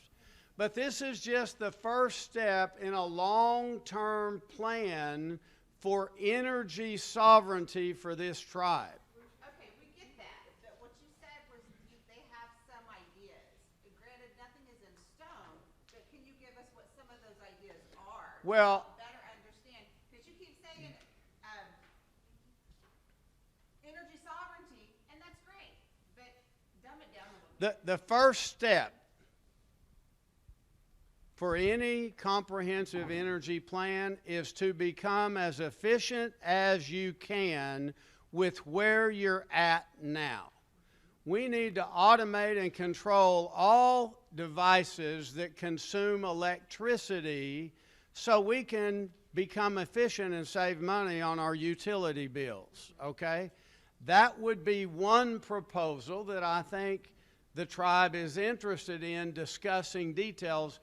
But for this grant application, we don't have to tell them the specific projects or give an itemized budget at this time. Hey, we want the money. That is correct. Okay. So I'm really not here to discuss details on all the possibilities. I'm saying let's get our foot in the door so we can get this money, and then we will be back in discussion on particular projects. Does that make sense? Thank you. Sure. Okay, go ahead. I couldn't hear the question. How much are we going to pay you for doing this job? The Department of Energy sets aside 5% of the grant funds for administrative services and technical assistance, and we propose to provide those services for the duration of the 5-year term of the project, okay? So it does not cost the tribe any money out of your budget. It doesn't cost the tribe any money out of pocket. We will get paid for our services out of the grant funds themselves. Have you done this particular grant in the past with other tribes? We are working with 12 different tribes right now on this particular grant. But it's the first time this grant's ever been offered. Because I was going to ask what the average savings was. That's not. I can tell you on those projects, the energy savings is 15 to 30%. Thank you. Thank you. So you're going to do the paperwork, you're going to file the grant, we can do it anytime, we don't have to pay you money. Yes, Get with our people, make a plan. correct. Do we have any more questions? Thank you. We're good? Thank you for the They're communication. calling for the vote. Okay, we have one thumbs up from the lady right there. Okay. All right, so right now we have resolution 031823B, Department of Energy Grid Allocation Resolution. A motion by Member Newton. Do we have a second? Second by Secretary Treasurer Supernaw. Do we have any discussion? With no discussion, I will call for the question. All those in favor say aye. All those opposed? Any abstention? Motion carries. Thank you very much. Thank you. Look Thank you forward to for working answering with all you. of our questions. The next resolution we have up is 031823C. And this is a resolution for a proclamation proclaiming May 1st as the Time to Be Real Anti-Violence Day. I would like to go ahead and read the purpose of this resolution so you understand what it is about. Point of order, we have the floor up here. Right now we're going to read resolution 031823-C, and I'm going to ask Secretary Treasurer Ms. Weena Supernaw to read it for us. So I'll skip a lot of the whereas statements, but the important part is, whereas the Time to Be Real Anti-Violence Day is intended to draw attention to the fact that violence is widespread and has public health implications for every member of the Quapaw Nation. Whereas rape, sexual assault, and violence impact our nation as seen by statistics indicating that violence is on the rise. Whereas we must work together to educate our nation about what can be done to prevent sexual assault and all violence, how to support survivors. Whereas staff and volunteers of anti-violence programs throughout our nation encourage every person to speak out when witnessing acts of violence, however small.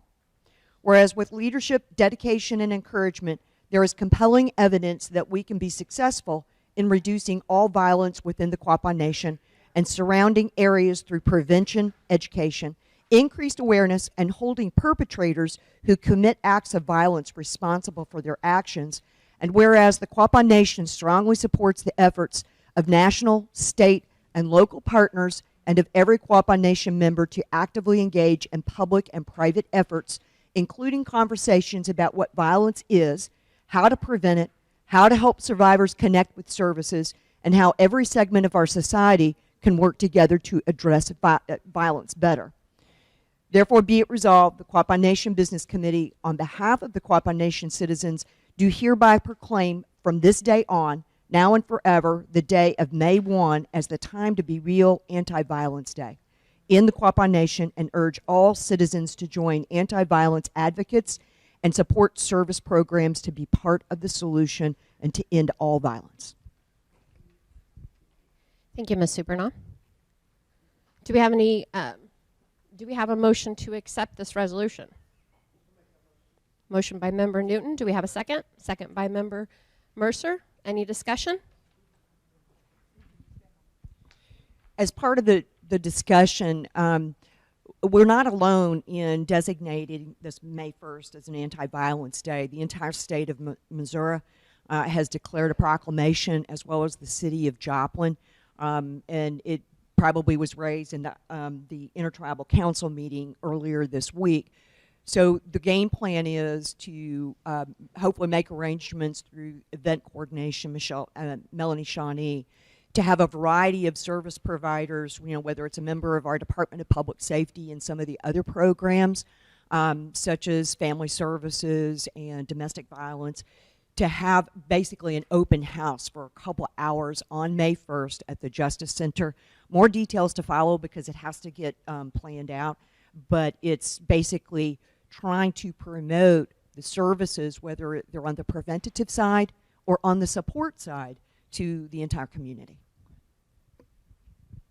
Thank you. Do we have any more discussion?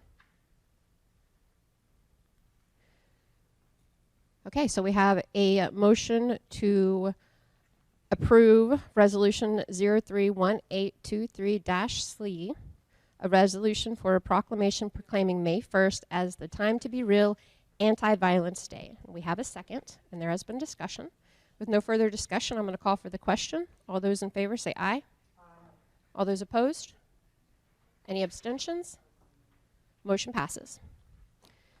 The next resolution we have is 031823-D, and I'm going to ask Member Newton to take this one on and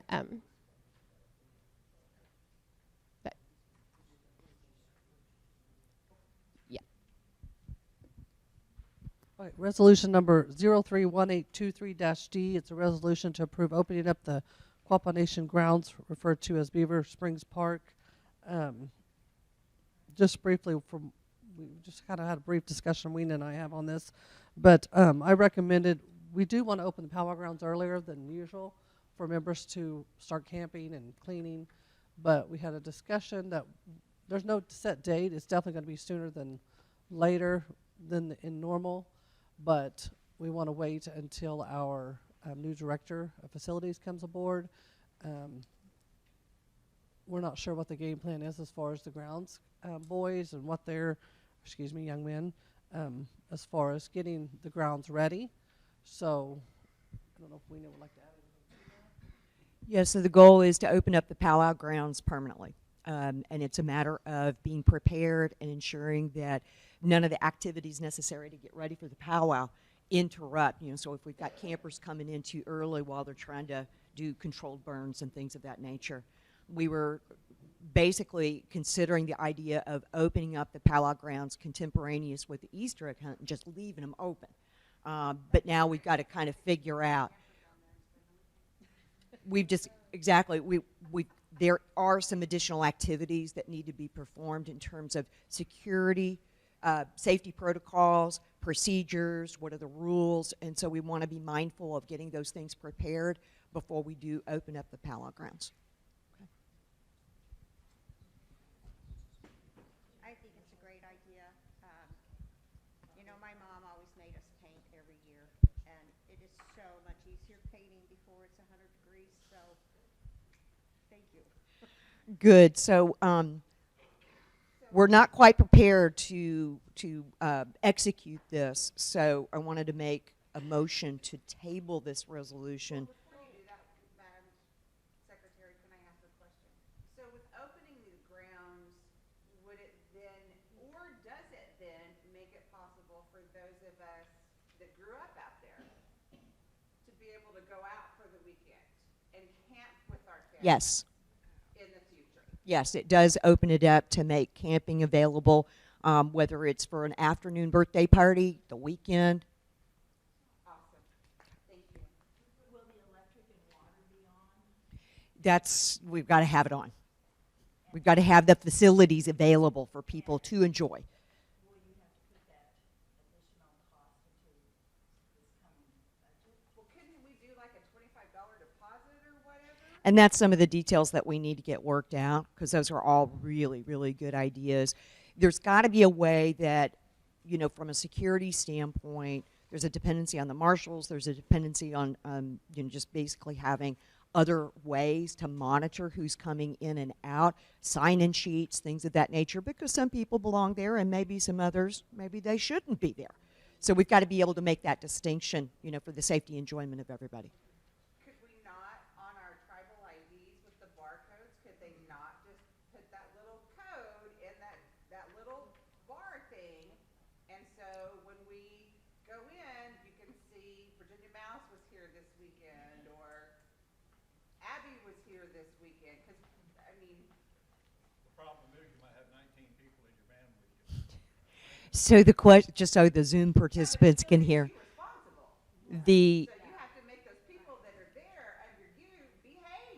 So the question on the table was the potential or the possibility of adding a feature to our tribal member IDs to utilize as a means to monitor who's going in and out.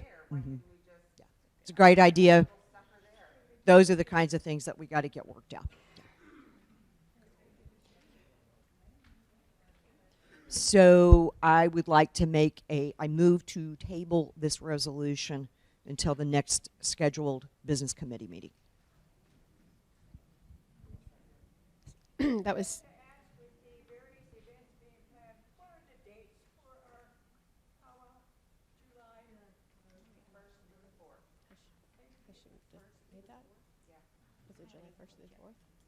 I'm being told that powwow dates are July 1st through the 4th this year. Okay, so we have a motion to table this resolution, and it's been seconded by Member Newton. Any other discussion? Go ahead and call for the vote. All those in favor say aye. Aye. All those opposed? Any abstention? This resolution has been tabled.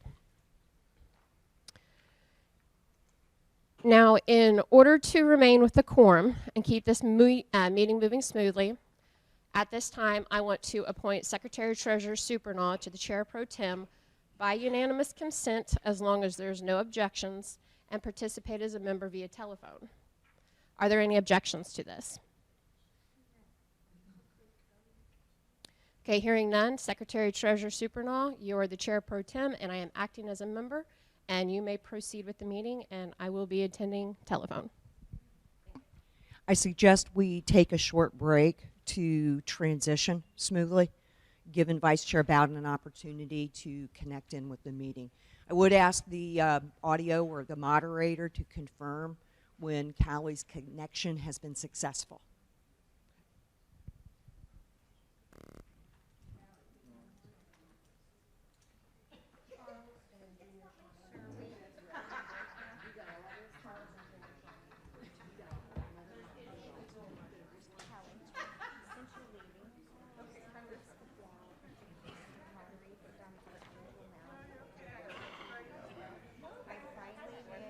Yes, I finally managed to pull it together, and I wanted everybody that was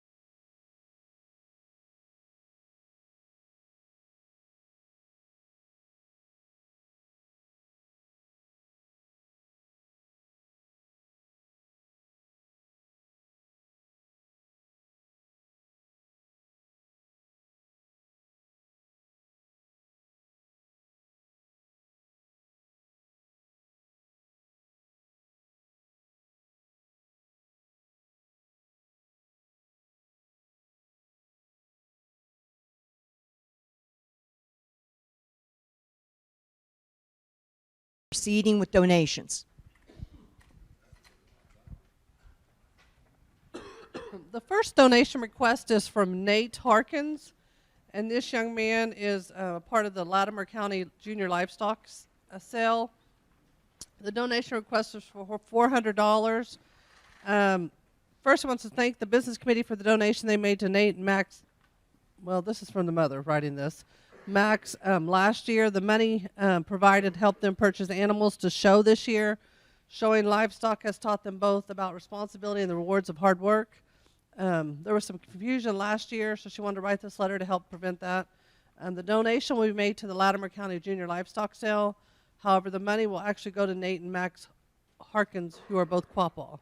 The premium sales for kids that did well with their show animals at the Latimer County Fair, which was held February 20th and the 21st. I think I got all that.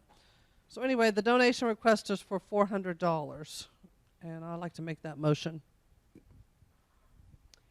Motion made by Member Newton. Second by Member Mercer. Any further discussion? We'll go to the vote. Those in favor say aye. Any opposed? Any abstentions? The motion passes for the donation request of $400 to Nate Harkins.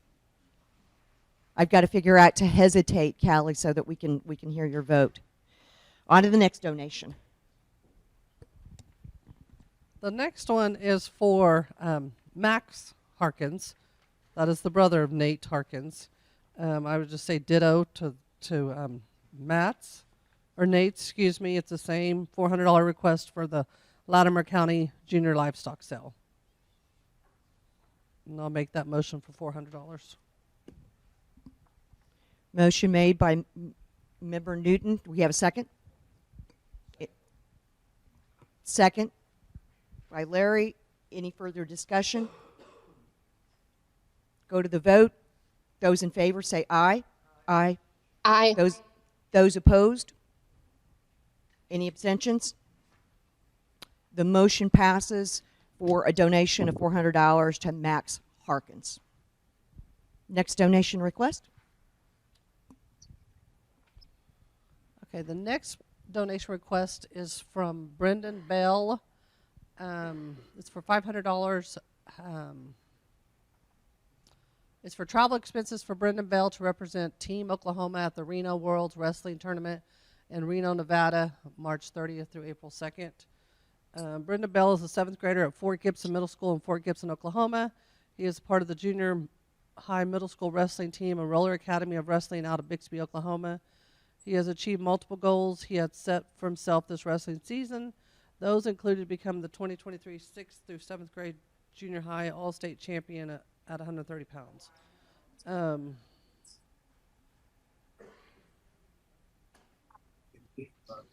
They're asking for assistance to help with the cost of hotel accommodations and plane tickets to Reno, Nevada.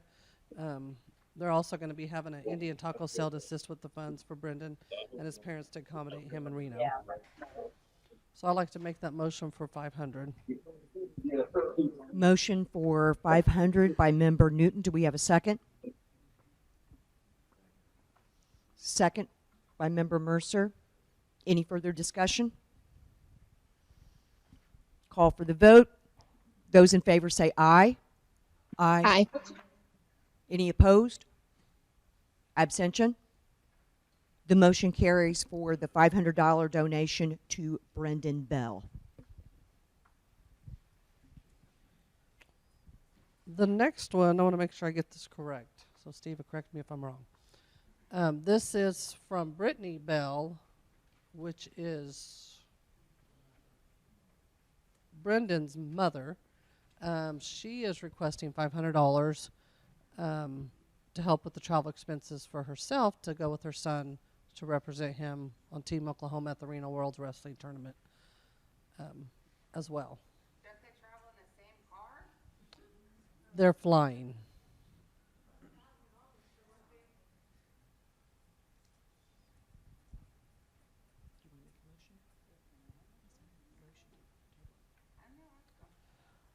Yeah, I'd like to make a motion to table that.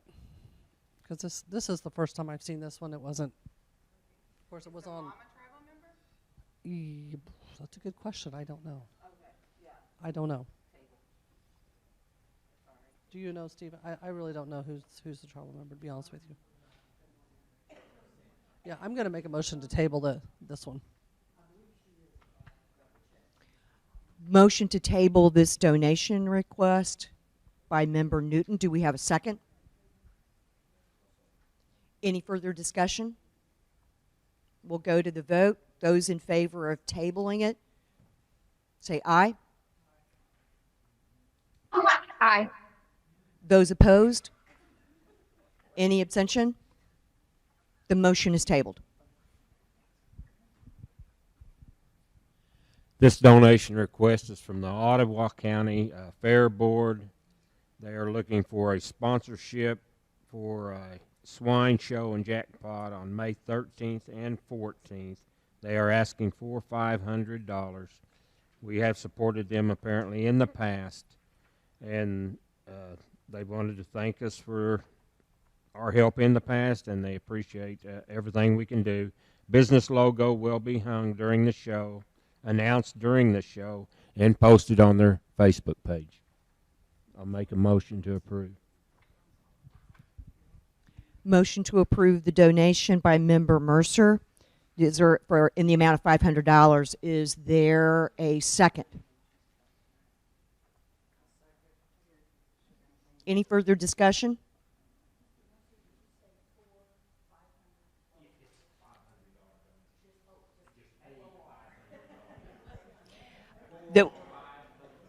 There was a clarification on the dollar value of this donation request, and it's a single donation of $500. Call for the question.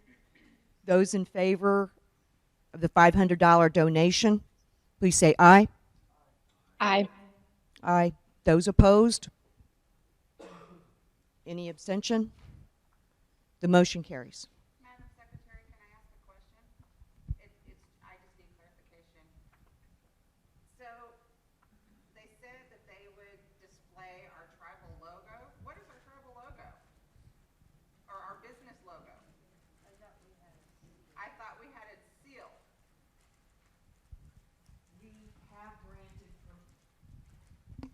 We have granted permission for the utilization of that in a couple of areas that requires formal approval. When you say it's sealed, I may not be understanding what you're saying. So the question was, isn't our tribal logo sealed and not available? No, we Okay. have a tribal seal, or do we have a tribal logo? Got it. Business logo. Like, what, are we a nation or? I genuinely do not know, because now you're talking about whether is it trademarked, okay? What is the image? How do we control the image? Is it on file with the, whatever the trademark or patent office? I genuinely do not know, and I am happy to follow up on that, because I think it's important. Well, and I know it's petty on my part, but as a Quapaw citizen, we have a seal. And that immediately, that's a Quapaw person. So what is it? Is it our tribal logo, or is it our nation's seal? What is it? And again, I know that's a petty question, but I would just like clarification. Now, I think it's an important question to verify whether we've taken all steps necessary to protect, whether it's a trademark, it wouldn't be a copyright, but to trademark that on file so that we can control that image.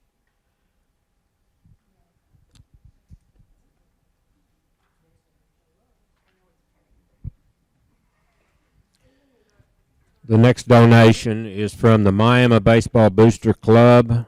They are requesting $550 for the first year due March 20th, and then asking for a $400 renewal annually each spring. The way that they will represent the tribe is an 8 by 8 foot outfield fence sign in the center field wall at the Joe Pollock Stadium, downtown Miami. So the sign would be on the baseball field permanently. Make a motion to approve. 500 first year, 400 annually after that if we so desire. Let's just do the 500 the first year. Yeah, because you can't speak to budgets for Yeah, next because year. we don't. That's not right. Yeah. I'm making a motion to donate $500 for this year, and then we can review it annually.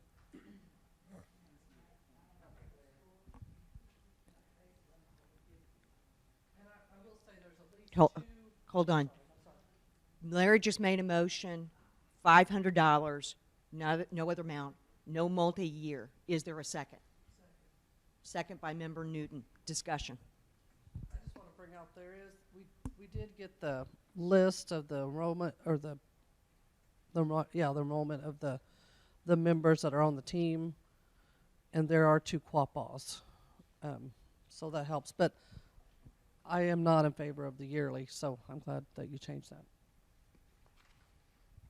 Any more discussion?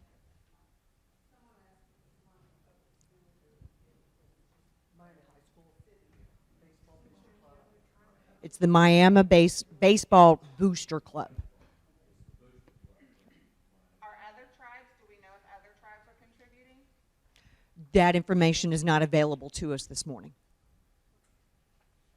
So we do not know if there are other local tribes also doing the same thing. I understand every little bit helps, but just out of curiosity. I will check with him and report back that they are approaching. Again, it's petty, but still. Have we looked at our budget? Where do we stand financially?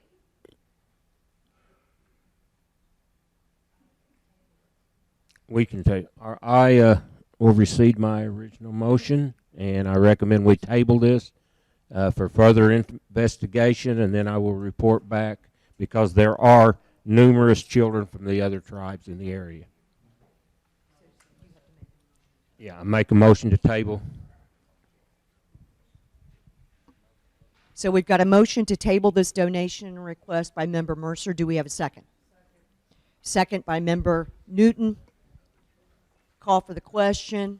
All those in favor of tabling this donation request, say aye.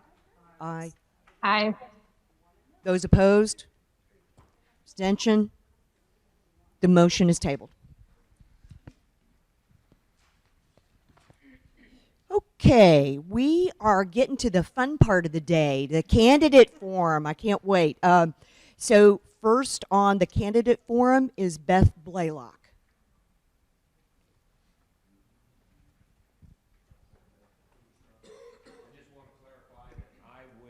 I will get in touch with the individual here this week and get us clarification on the request. No, that's no problem. Thank you.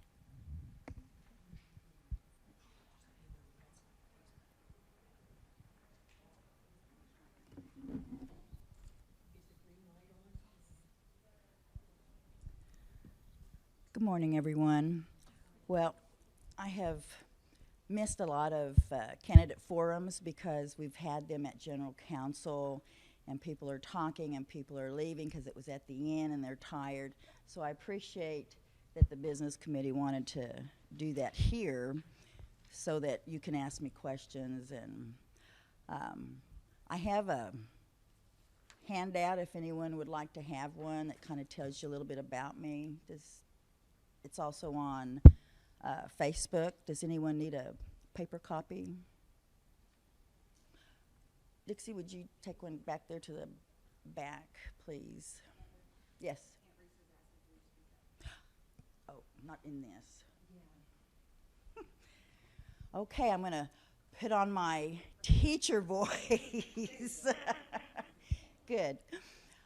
Do you have any questions for me? I have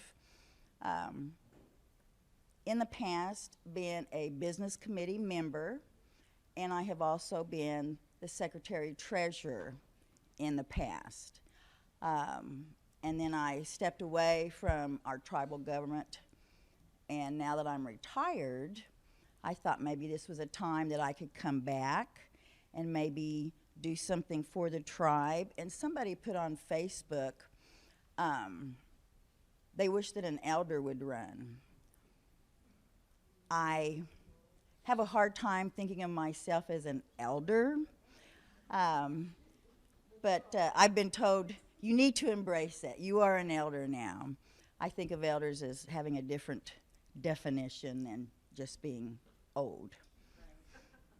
I think I have some good qualifications to be on the business committee besides the experience of being on there prior. I have a master's in social work from OU. I got my bachelor's degree in sociology from OSU, and of course I went to NEO like many people, but I've worked in a lot of different areas. You may have guessed from my questions for Jacob that mental health and drug and alcohol are kind of a important thing to me because I worked in both of those areas as a therapist. And I am well aware that if any of our tribal members gets a DUI and they have to get an assessment, Ottawa County, Delaware County, Craig County no longer offers assessments. And so our tribal members who are not supposed to be driving are going to have to go to Claremore or to Pryor. And that's a pretty big expense. I think Jacob said it's $150 just for the assessment, and that determines if you need a 10-hour or a 20-hour course. I also think that we have many tribal members who might take advantage of getting counseling services, whether it be for depression or grief or post-traumatic stress or whatever. If you want to get up at 5 o'clock in the morning, apparently they do have therapists available, and I guess you could get up and then go to work, but I think that's inconvenient for our tribal members. And I believe that they close at 2 o'clock. They may provide counseling services until 4:30 or 5 whenever the facility closes. But if I need to go when I get off of work, or I think one of my children needs to go, that is not available. And he is correct. We are very short in therapists in our area. However, we do have a qualified contract individual that we did send, I say we, meaning the tribe, the program, to DUI school to get certified. And the day that they got their certification, it was decided to no longer have any DUI schools. And I'm concerned about that, again, because of my background, being a therapist, having worked in that. I don't know what the budget is. I don't know,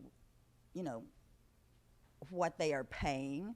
I do know that we lost several therapists because of pay. I'm really glad to hear that they have upped that pay.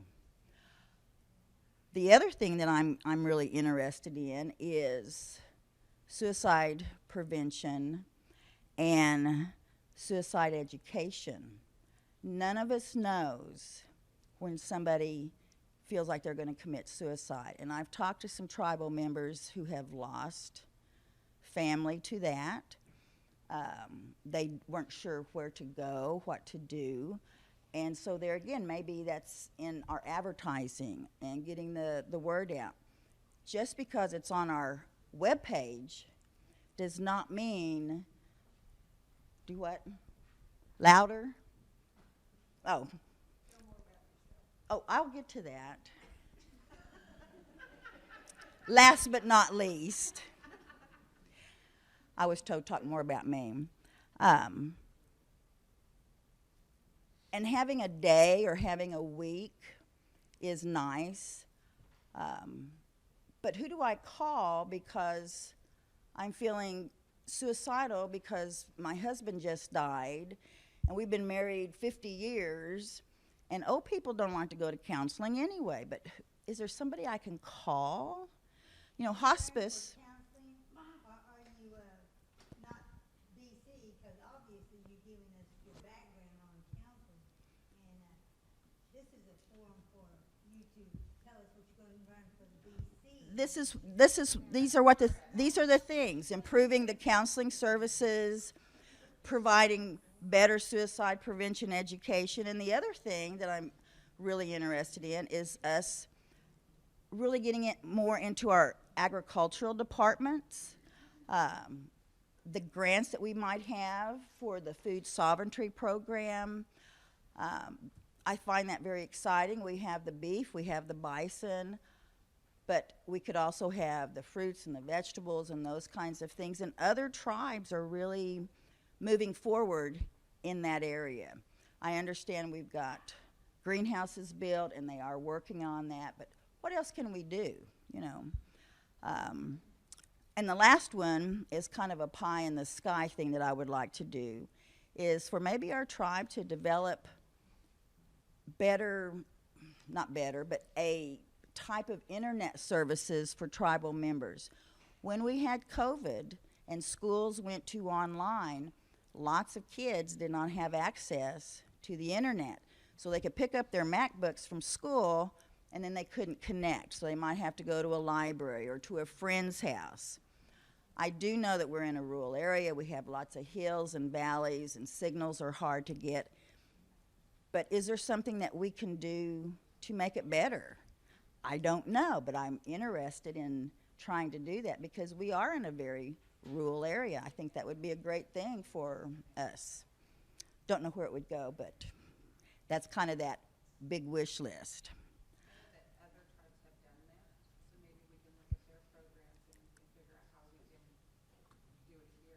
That would be great. Yeah. Who? Oh, yes. And did you also know that they were hiring people to be trained to work in fiber optics? And then at the end of their training, they would be a certified fiber optic technician. And so that person could go out and get a job. Or the Osages are going to need people. So a lot of those folks will just transition from that training program to a job. But those who may not want to do that, they could go somewhere else. I think that's a pretty awesome thing. And they paid the people that were going to school. Yes, ma'am. We already have a Go-Tech program here, and kids can go to the schools that they want, and we help pay for it. And that's great. How does that help people that live out here by Lincolnville and stuff as far as accessing the internet? I'm just saying, it would be nice if we could find a grant or do something. All they have to do is get a dish to put it in. Huh. But it costs the elders $98 a month to get internet. Wow. How many elders can pay $98 a month just for internet? So let's give Beth an opportunity to share details about herself and then open it up for questions. Okay. All right. So I am a quarter Quapaw, 3/8 Kiowa. I have 2 children. And I come from a family who was very involved in the Quapaw tribe becoming a government. Some of you in here are going to know who Robert Whitebird was, and that is my uncle. And I lived with him and my aunt for several years.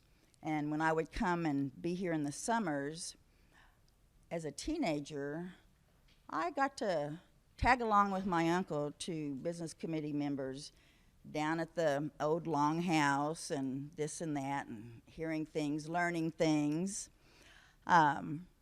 My dad was on the business committee at one point. My uncle George Romick was chairman at one point. My uncle Bob was the first chairman of the business committee. So I come from a lot of people who have done a lot of things with the government. My Aunt Bert, Sonny King, Charm Vallier,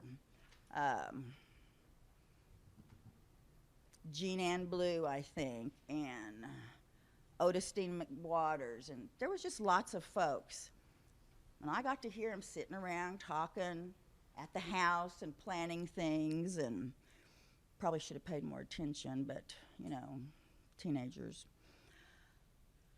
And what I learned from them is that our tribe is really, really important.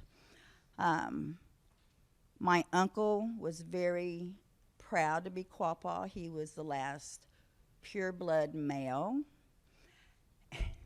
I got a picture of him, and I think there were 4 ladies that were the last purebloods, and we used to tease him about him and his harem. And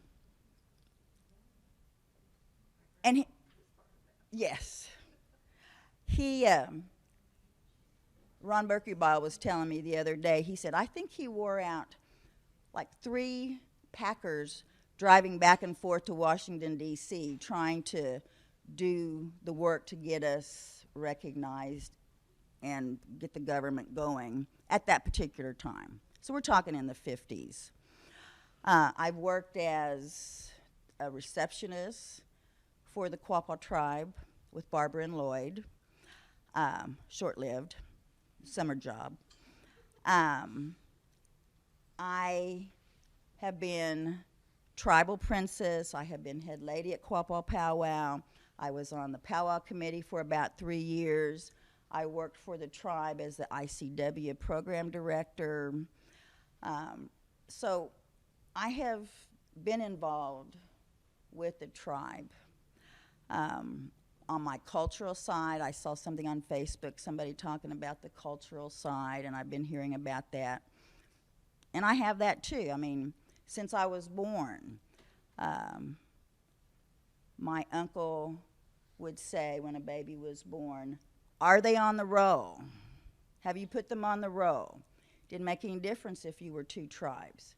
You were going to be on the Quapaw roll. We need to keep our tribe growing and moving. So I was put on the Quapaw roll at a very young age. My children were put on the roll, their children. It's not a question. You know, sorry you're another tribe, but you're going to be on the Quapaw roll. Started dancing as a young kid. I can remember our camp was next to Pearl's, and I can remember standing on the bench over there and my aunt dressing me and thinking, when is this going to be over, you know? And then once I got dressed and we went down to the arena, and it was like, yay, but the dressing part was, you know, long. It seemed long. Because I lived around here when I was young, spending the summers, Maud and Seal and Dory kind of took me under their wing, and I began to learn how to cook feast for funerals.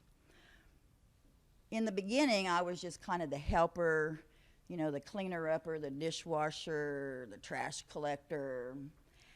And as I continued to work with them over different funerals and so forth, I got to learn to set table. And pretty soon, they let me in the kitchen, and I got to learn to cook with them. I remember when we went over to Arkansas when they had the robes, and Ardina was there, and you know, it was a lot of fun. And those ladies cracked me up. They were so funny, but they were very kind to me to teach me and to bring me along and not just say, oh, you want to be a cook? Yeah, there's a kitchen, go make this. They taught me the way they wanted me to know. That's the way I do it. Right or wrong or indifferent, that's just the way I learned. Got to work with Ed Quapaw and Catfish and different people, and learned what the men did and what they didn't do, and I see sometimes there's a difference in that now. but we lose things along the way. Let's see. I learned about funerals because there again, I went with my uncle. And I can remember we were in Tulsa, and he was presiding over Mary Helen Ancu's. And of course, I thought he was like really, really old. I didn't realize he was probably my age. And I remember going over and asking him, and I said, Uncle Bob, I said, do you want to go out and sit in the car and rest a little bit? And he looked at me, and those of you who know him, he talked very slow and deliberate, and he said, I'll have plenty of time to rest when this is over. I said, okay. I went out in the car and rested. And he was there that whole time. That's what he was supposed to do. That was what he was asked to do. And I appreciated learning those kinds of things. And then on the last day that morning, he got up and he left. And I don't know where he went, but he went and got a staff, unless he brought it with him from here, for Mary Helen. I can remember playing Indian football, foot races over at Supernaws, bet foot races, getting up at the lovely crack of dawn to go turkey dance. Russ, you remember that? Yeah. We don't see those kinds of things now. Again, we lose things along the way. So I come from a cultural background. One of the questions that was in the election committee wanted us to answer was, what does it mean to you to be Quapaw? And I looked at that question and I thought, I'm not sure how to answer that. I am Quapaw. It's my life. It's who I am. It's my identity. Yes, I know some about my other side, on the Kiowa side, but I didn't get the opportunity to learn and live there and learn all the day-to-day kinds of things. Cooking. I have made shuck bread and bean bread and gone out and picked those way back, the grapes we used to use to make grape dumplings. I was really glad when we got to go to grape juice. Not helping her, she made me do it. Pounding corn to make pecan butter. And I don't know, I mean, now they use a processor. And when I've been asked to make it, somebody said, why don't you just put it in the processor? That's not the way I make it. Why don't you put sugar in it? It tastes so much better. That's not the way I was taught. If you want sugar in it, when you get some, put some sugar on it, mash it all up, and make it sweeter.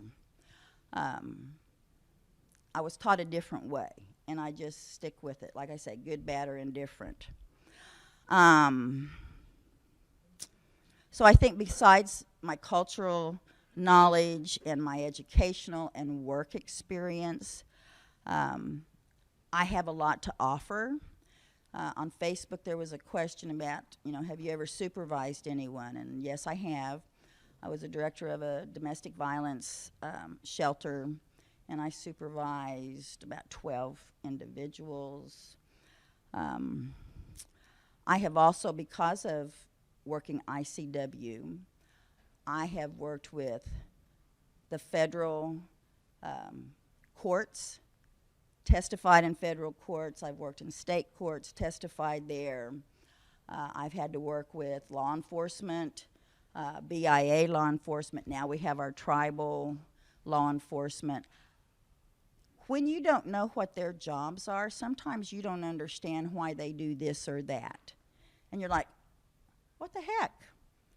But working with them, state does this, child welfare does this, law enforcement does this, your ICW worker does this, your state worker does this. And when ICW came about, boy, we had to do a lot of educating to our DHS people because they wanted to put tribal kids in non-native homes. And those things are important. But when I first started, I was like, I don't understand why the cops just didn't arrest this person and do this and do that. They went and got the kids and they brought them over here. And, you know, there's a process. And you have to go through that process. And it can be very unsettling. But because I learned that, I kind of know how that goes. I also worked for United Indian Recovery in Edmond, where we wrote grants for drug and alcohol programs. And from doing that, I was asked to be a grant reader for about 3 years. And that's very interesting. And depending on how picky your reader is, they may ding you because you had a run-on sentence. They may ding you because your numbers didn't add up perfectly. They may look at the population you're hoping to serve, and there's not enough information. There's a skill to writing grants. We used to have a really good grant writer, did we not, before they went someplace else? And of course, reading grants. So having that knowledge, I think, is again something that I have to offer. I retired after teaching 21 years at NEO. So I know how to work, you know, in a system. We're not always going to get along or agree on stuff, but you have to learn how to work together to accomplish whatever goal it is that you have. And I learned that working with the business committee when I was on there before. Are you ready to take any questions? Yes, Beth? ma'am. Questions for Beth?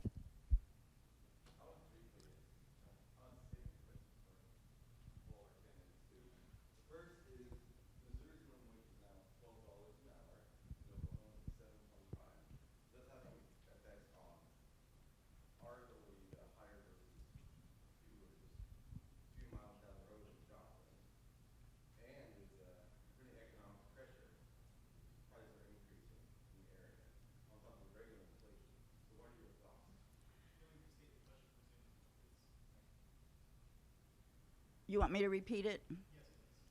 I didn't hear all of it.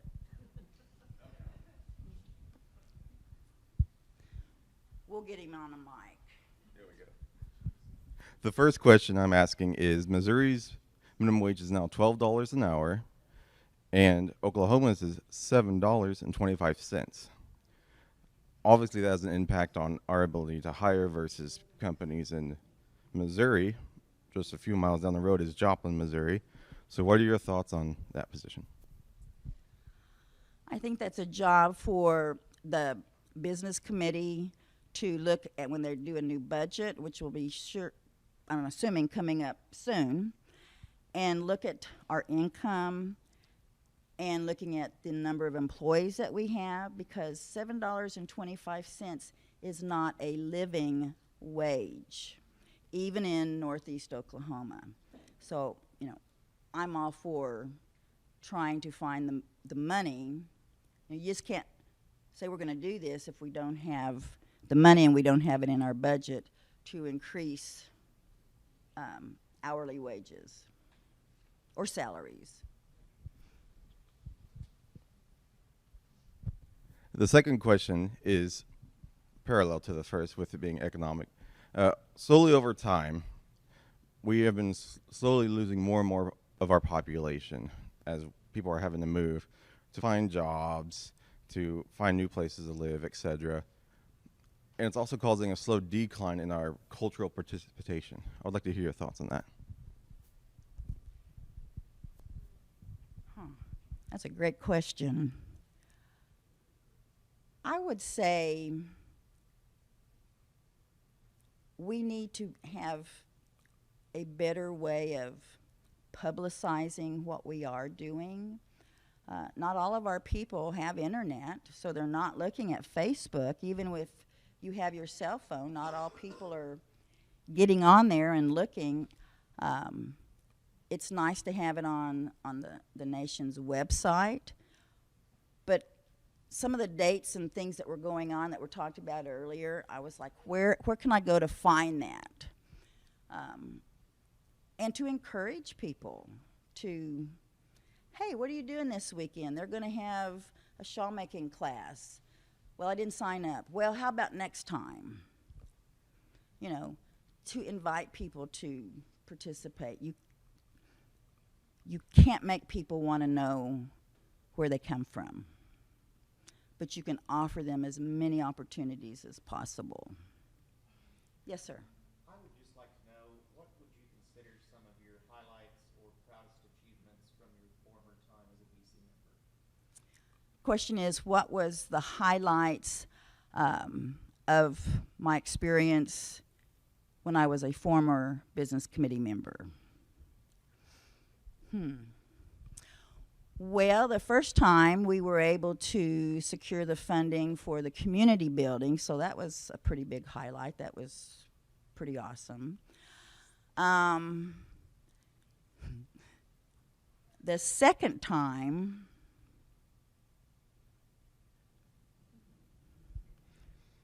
I think I was taught that the best interest of the tribe is the most important. And so I can't look at what I want or what I want my family or my friends to have, but I need to look at the tribe. And so in doing my job, I found that when we had Quapaw Casino and the management team that we had there, and there was a percent of tax, I don't remember exactly, let's just say it was 7% tax that they were to pay us from gross, not net. And I started looking at the numbers, and I found that the numbers were incorrect. And they were bringing us the CEO or whatever, general manager, he was bringing us checks. Ooh, $76,000. Wow, you know, we're making money now. $92,000, $80,000. And so I'm doing my research, and I'm going through his financials that he turned in to us. And I realized that the numbers did not add up. So I took that to the business committee, and I said, he has shorted us nearly $1 million. We weren't quite at the $1 million mark. And immediately, have you not been out there? He's put new carpet in there. That had nothing to do with what I was talking about. He's a really nice man. I wasn't questioning his personality. You don't want anything good for the tribe. You don't want us to move forward. You just da-da-da-da-da. And I thought, my job as secretary treasurer was to make sure that we were collecting the correct amount of taxes. And the business committee chose not to do anything. And I was okay with that because I'm a team player. I said what I needed to say. And I showed the proof. And several years later, I got an apology from two of the people who were very verbal. You know what? You were right. And then we got into a lawsuit with him and found out that from the time I had identified that issue until then, we were in the millions. I kind of, even though I took a pretty hard knock, I count that as an achievement because my job was to look out for the best interests of the tribe, and that's what I did. And I stood my ground. But seeing us progress from the first time to the second time, that was very exciting to see all that growth. And then just being able to be a part of a lot of the changes.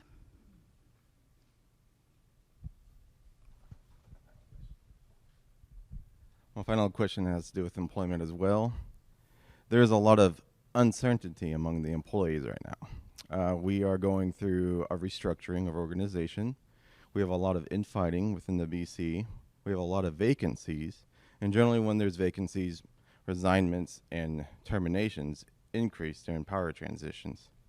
Do you have any words of encouragement or opinions? Oh, I sure do. I think that before, if I were to be elected, what's your name? Michael. And I don't know what department you work in, but let's say I get elected and I'm walking around and I look at your badge and I say, so what do you do here? And you are? But what do you do? Network administrator. And I say, you know, I saw some incorrect information out there or something didn't work or what. Maybe we'll just get rid of you. I don't have the authority to do that. I'm not your immediate supervisor. And my personal opinion is the business committee doesn't have the right to do that. Do we not have supervisors for you, and do we not have a chain of command in place? If it comes to the point where you go up the chain of command and it's then brought to us, then yes, we would have a say in that. I think until you know what you're working with, who you are working with, you got to trust that the previous administration didn't hire incompetent people and put them in a position that they weren't able to do. And if that were to occur, maybe they're not competent in this, but they would be competent over here, and we can move them. Or why are they incompetent? Did they not get training? You know, I think you have to look at that, but I certainly am against doing a clean slate kind of thing just because. I don't think that is fair to our people, and I think it sends a very negative opinion out there, creates a hostile work environment. People are uncertain, and boy, they're starting to look for a better paying job. Does that answer your question? I know we've got two other candidates, so if you have any closing comments, Beth? I'd appreciate your vote on the 15th of April. Thank you so much. Linda Davis?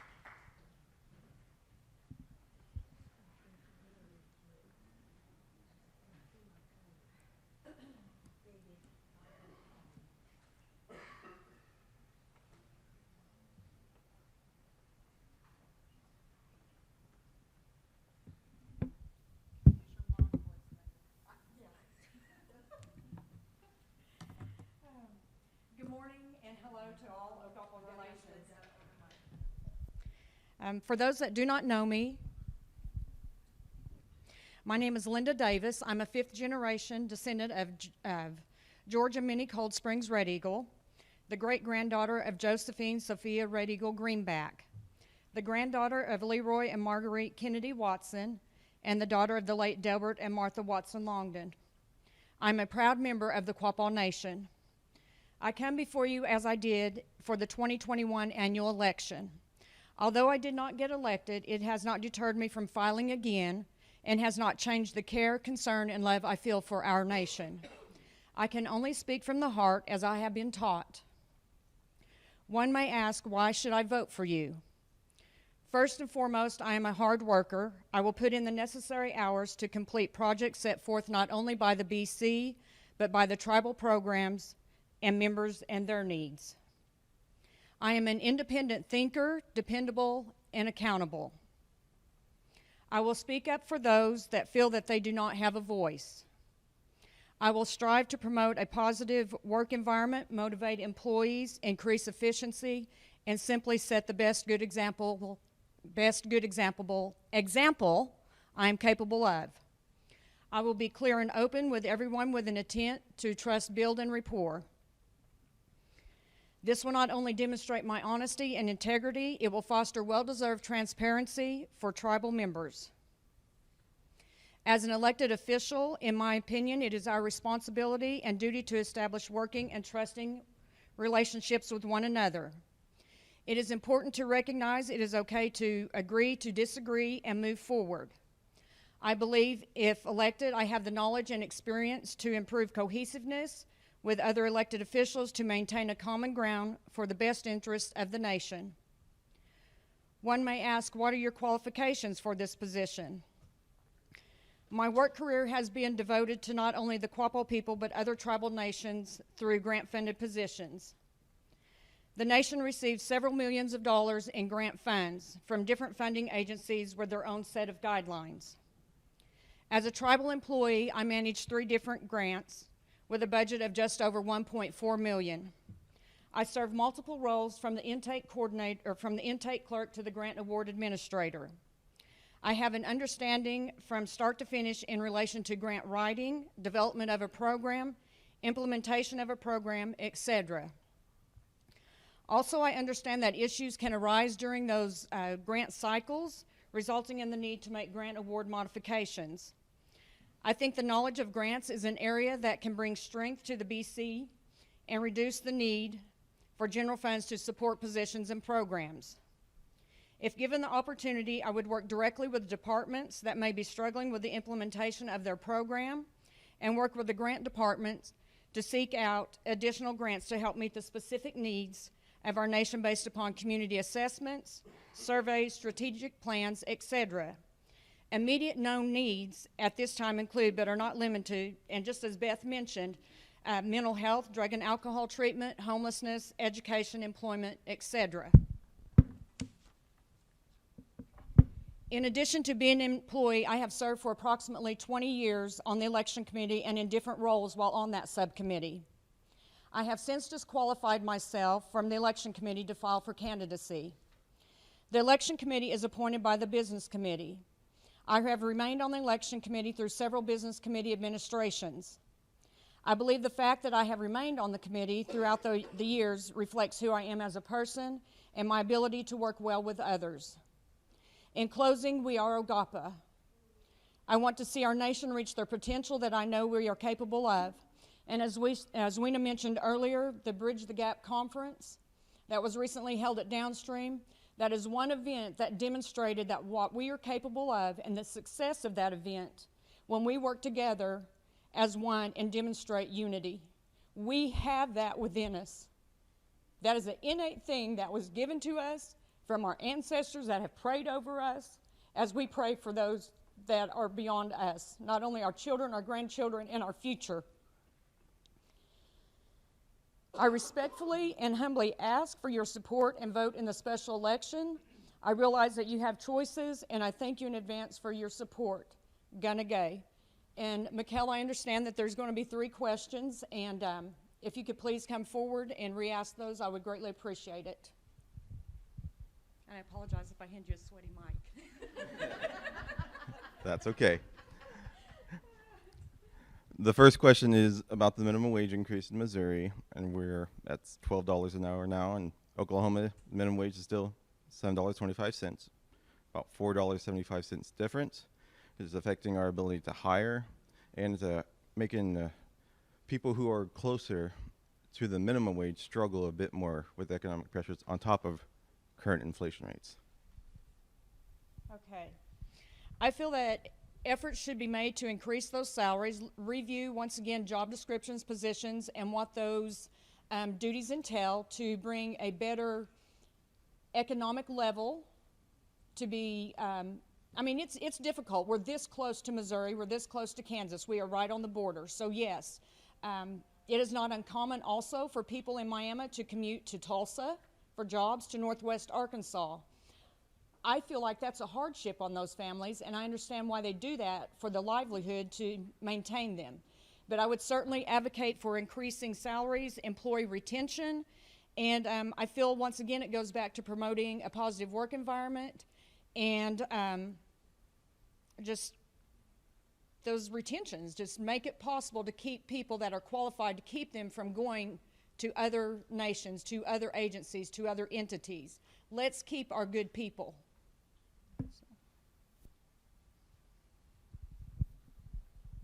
All right, and the second question has to deal with our declining population and participation in this area, mainly around our cultural participation and our ability to hire Quapaw members here, as we are being pressured to move to other locations for better jobs and family and other things. Thank you.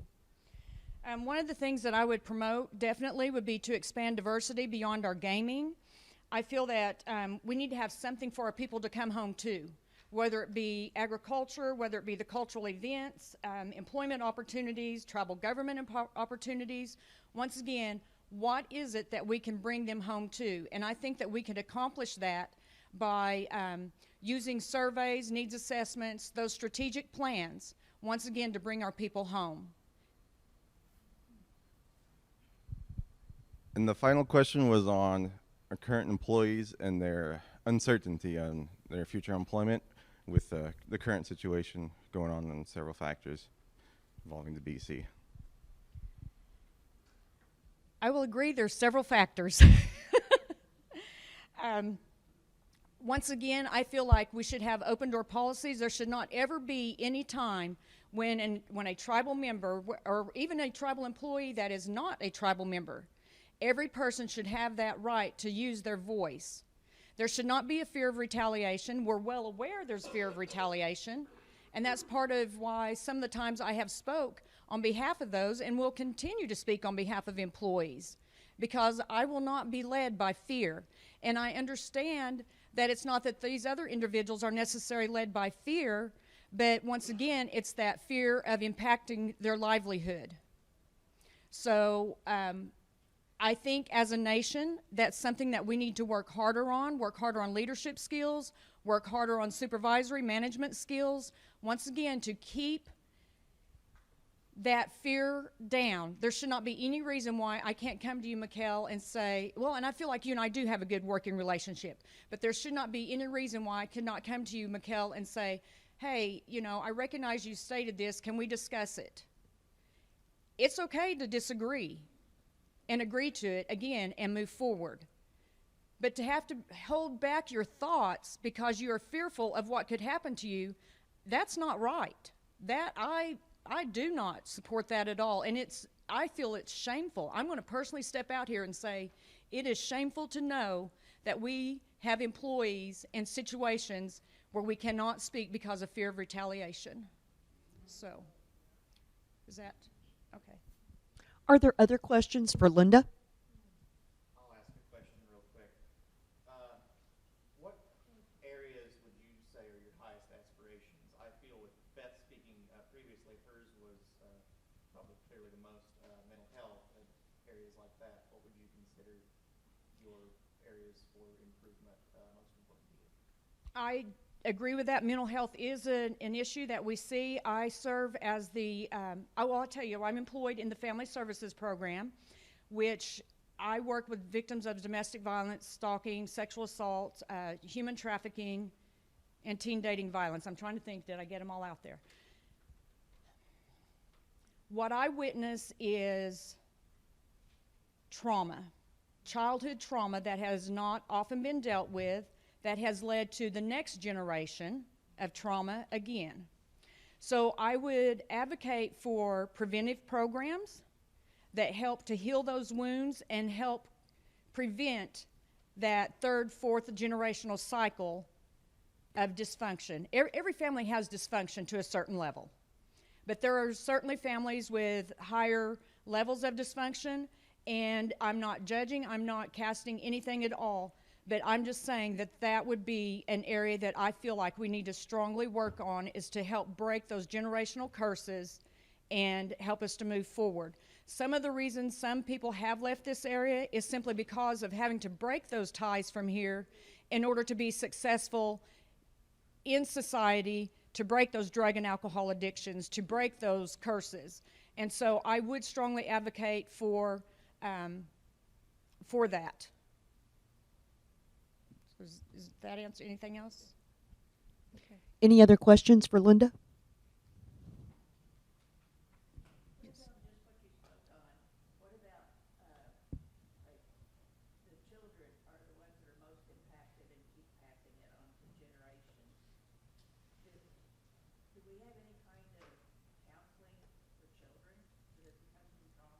Yes, we do. So currently in the budget, or in the program that I oversee, we have a line item for counseling, and as well as the youth programs that Billy and Heather have.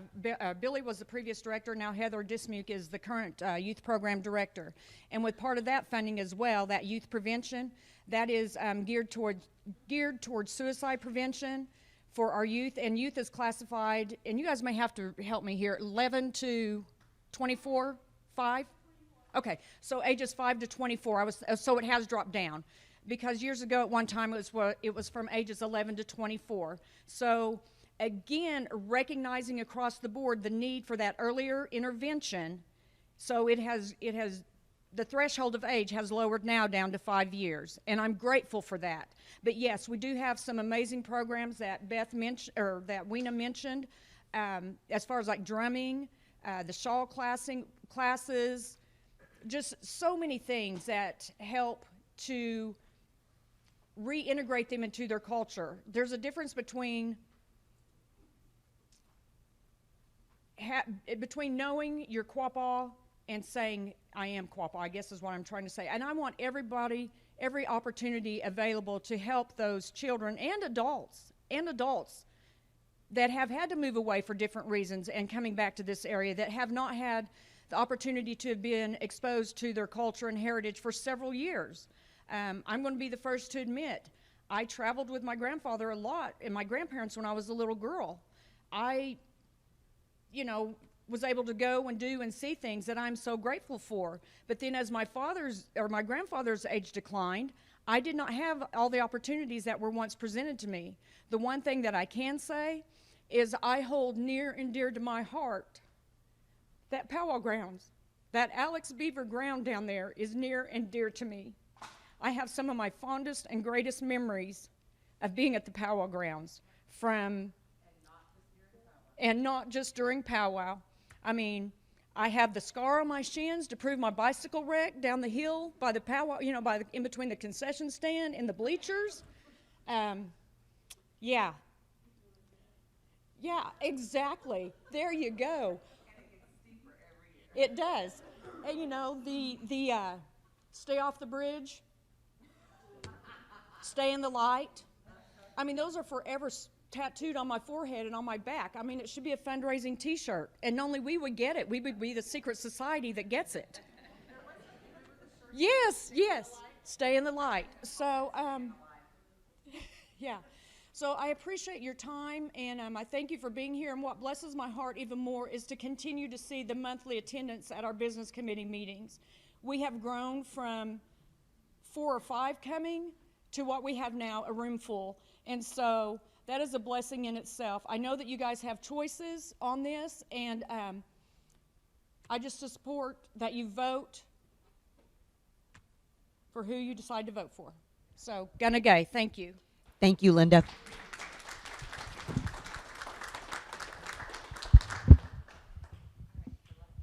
Abigail? Logan?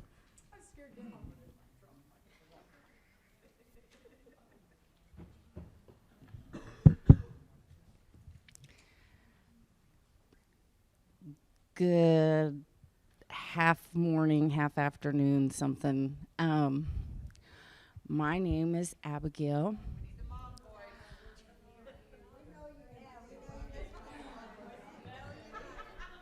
Okay, everybody, I'm here, I'm ready, I got it. I am Quapaw and Shawnee, and I was given a Shawnee name when I was a little girl. My name is Hunkawelama. It means leader.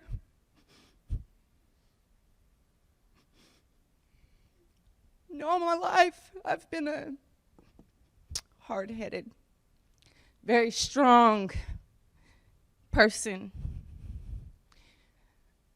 It's in my genes. If you've met my mother, you know that.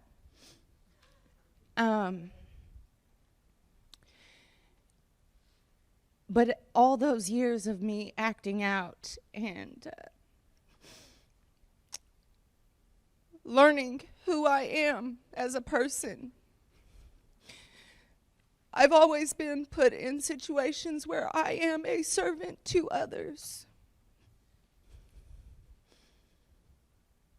26 years, I get to say that. I've been in customer service. But on top of that, my mama lost her mom. She's a full-blooded Shawnee woman. My grandma Hotch.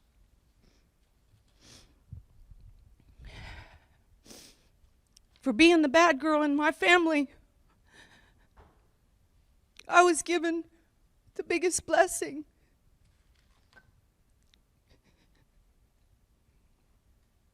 I was able to take care of her before she left us. And what I mean is I bathed my grandma. I bathed her. Very personal thing for my grandma. And this week has been really hard on my family, especially me, because I had no idea I was actually going to get up here and talk.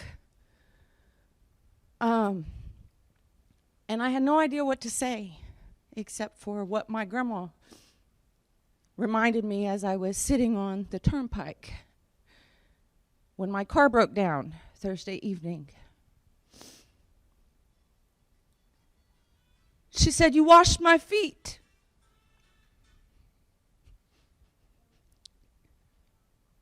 I washed my grandma's feet because she walked on them for 88 years.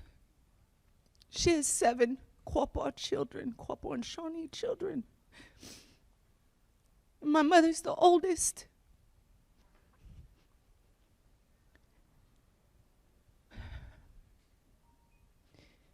When I say I got to wash her feet, I got to honor my mother and my aunts.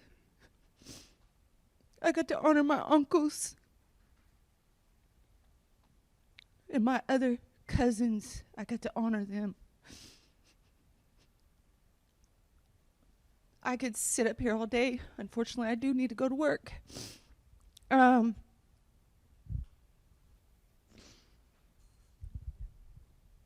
All I know how to do is to serve others. My heart is for my Quapaw people. I'm not, after this past weekend, I'm not a big fan of the business committee as a whole. No offense, but I'm not.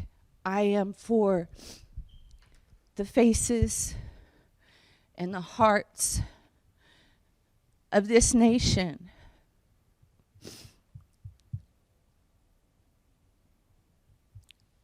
All I want to do is wash your feet.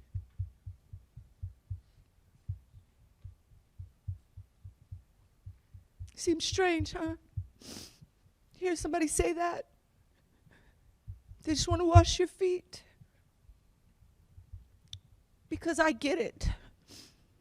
We all have our own personal struggles. We all have our own personal hurts and anger with one another, even with our whole families.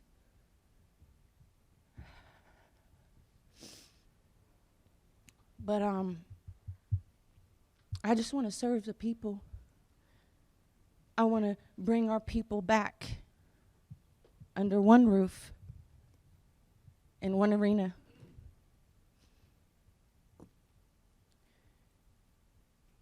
And whether it gets ugly or laughter and tears and all of the above, all I want to do is serve my people.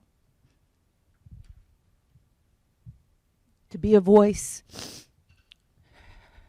to be an encouragement, an uplifter, and most importantly, I want to fight for every single one of you. Because that's all my mama taught me to be, as a fighter.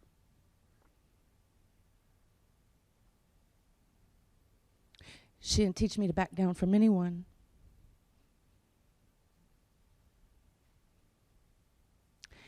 And after a friend of mine's passing this week, her own family struggles reminded me of something. Sometimes our mamas fight with us because that's all they got left of control over the strong people that they raised. That little bit of fight, that's all they've got control over left. And they hang on to it because they didn't realize that they raised such strong women. But they do.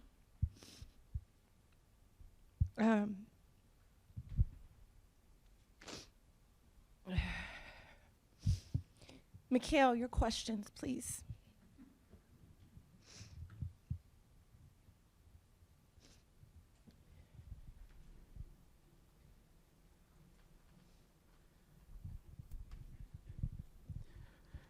All right.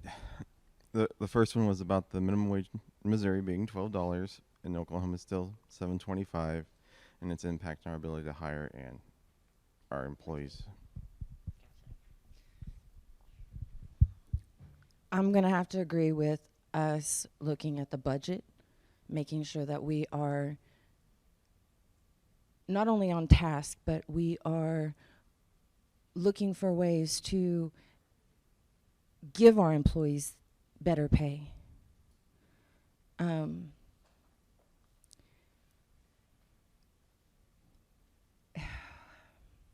We all have to survive, right? We all have to live, and it takes money to do that in this life. I'm always in supporting of our people being taken care of. That goes for our employees. And I truly, truly would always be in supportive of keeping our employees versus seeing them go elsewhere. We've built loyalty with them. We've built relationships with them, and why do we have to see them go somewhere else? Why do we have to train new people? Why are we having to go through that? But most importantly, if we want more tribal employees, actual Quapaws working for us, then we probably should stop picking sides. That's my biggest thing. We're one people. We shouldn't be picking sides. And the next one? The next one is about how a lot of our people are being pressured to leave economically and culturally, and how it's impacting our culture and our local membership. Well, my biggest thing is show up. That's what I always tell everybody. I encourage everyone to show up. But I have been trying to get some of our business committee to understand that we can pay for entertainment. We can pay for a massage chair. But we can't pay to bring our people home. I don't know. I'd rather bring our people home than pay for Northern Cree. No offense to Northern Cree, but I'd have rather seen all our people at the 150th powwow. And whether they got along or there was fists blown or screaming matches, I would have rather seen our people united at one time.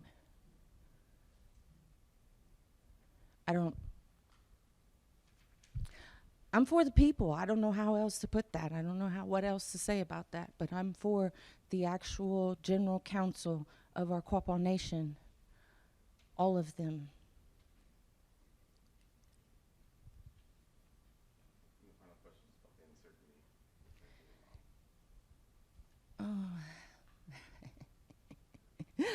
Oh, I have worked for Quapaw Nation before, and I've experienced firsthand where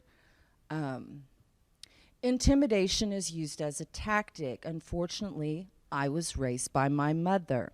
Intimidation doesn't work on all of us.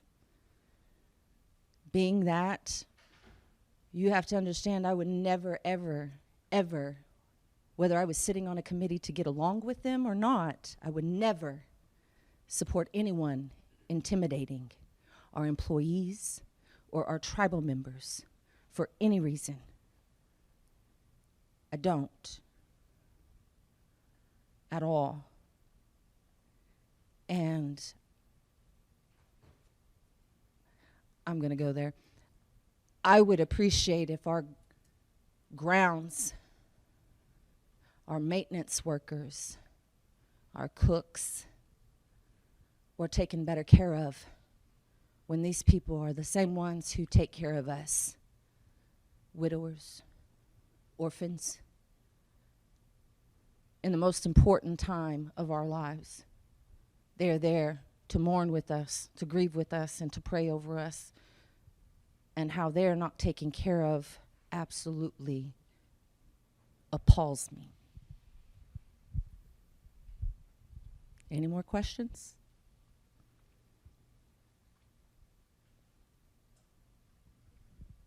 Thank you, Abby.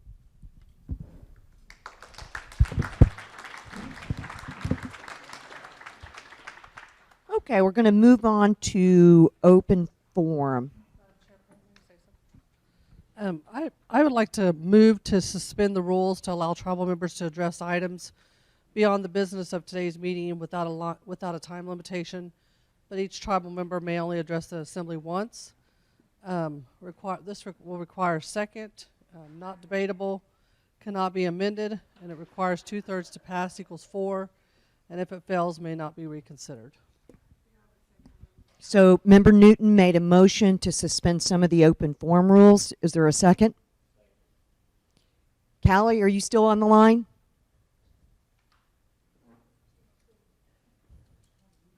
Yes, I am. Thank you. Yes. So we're going to go for the vote. All those in favor of suspending the open forum rules, please say aye. Aye.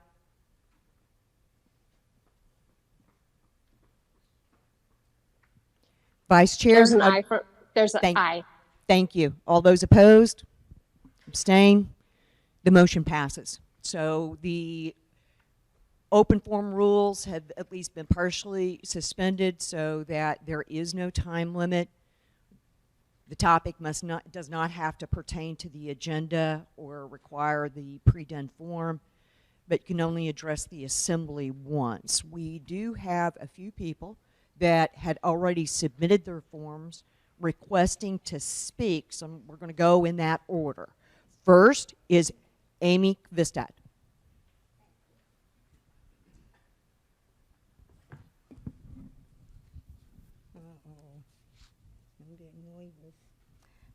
Hello.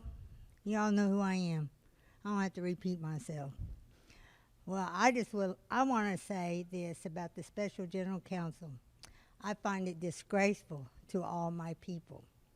My opinion only. I felt we were already fooled by Joseph Byrd trying to kick Kelly out while he's demonstrating candidacy for the Cherokee Nation, shaming us as a people. As I said before, we need real leadership for our people. We've had the same families in running the same game. It's time for new faces. Those who ran before want to return, don't need to be voted back in. I, for one, am willing to run. To tell the truth, explain policies and resolutions. The laws that were made were never explained, just passed. People are not going to like people, but if we could put new people in, betterment for my O-Guah-Pah people. We need strong leadership.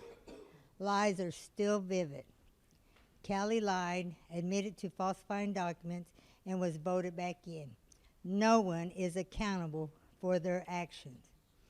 Fear is still the enemy of this tribe, still run by certain people that manipulate and coerce people in believing if they voted against them, their jobs won't be. For the grievance committee to put on such mockery of a court system, wrong. Didn't find real true, cost time and money. Still losing money for the families of our tribe. As I said before, I don't fear anyone but God. We as a people need Joseph, Callie, and Michelle out. New people that are for our people, not for themselves. We voted for them, but they are unfit to be on the BC. As I see it, Winna Supernaw doing all of their work and the work for her O-Guah-Pah people. I'm disappointed in everyone, not wanting to see facts about what Joseph did last summer, how he spent over $300,000 for the concert from the Res and beyond. Did it on his own without the knowledge of the rest of the BC. He knew spending money would make us bigger fools because he had already had it in his head to go with the Cherokee Nation.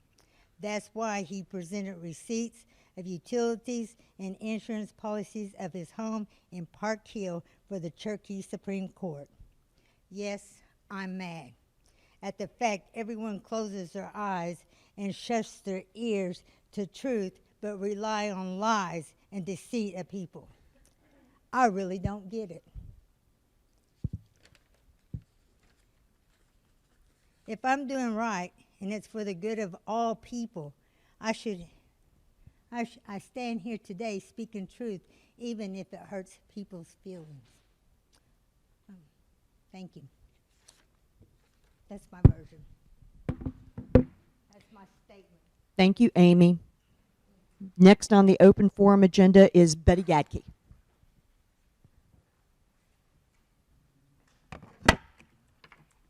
everybody. I was really coming here today to try and, thank you, Virginia. I really was coming here today to try and just appeal to everybody and change, the mood that we're in. And one of the things that I am really behind on is some pottery that I have here today to present to basically 11 people. And it looks like pretty much Michelle's the only one here to actually give something to, although I still do intend to make sure that everybody gets a piece of this pottery. This pottery was really special to me. 2 years ago, I was invited to go up to Evansville, Indiana, to Angel Mound, and we repatriated over 200 bones and artifacts back to the grave that, in my opinion, was way overdue, and it was just such a humbling experience. Good Lord. Everybody's so emotional, I can't help it myself. But we went up and we repatriated 200 bones and artifacts. And we didn't give permission to take pictures or do the drone above, it was that special. And one of the things that I was gifted during that time was a bucket of clay. You wouldn't think that that would make me so happy, but it came out of this mass grave. And my job was to turn this clay into something for all of us that witnessed that. There were 11 of us that got to stand there with our own two eyes and be part of this humbling experience. Well, I took the clay home. I started to process it. I call it wild clay because it came out of the ground. Oh my God, it was the worst clay ever. It was so hard to work with. This is my third attempt. So they're in one piece. So with that being said, everybody that was part of that, which was our business committee,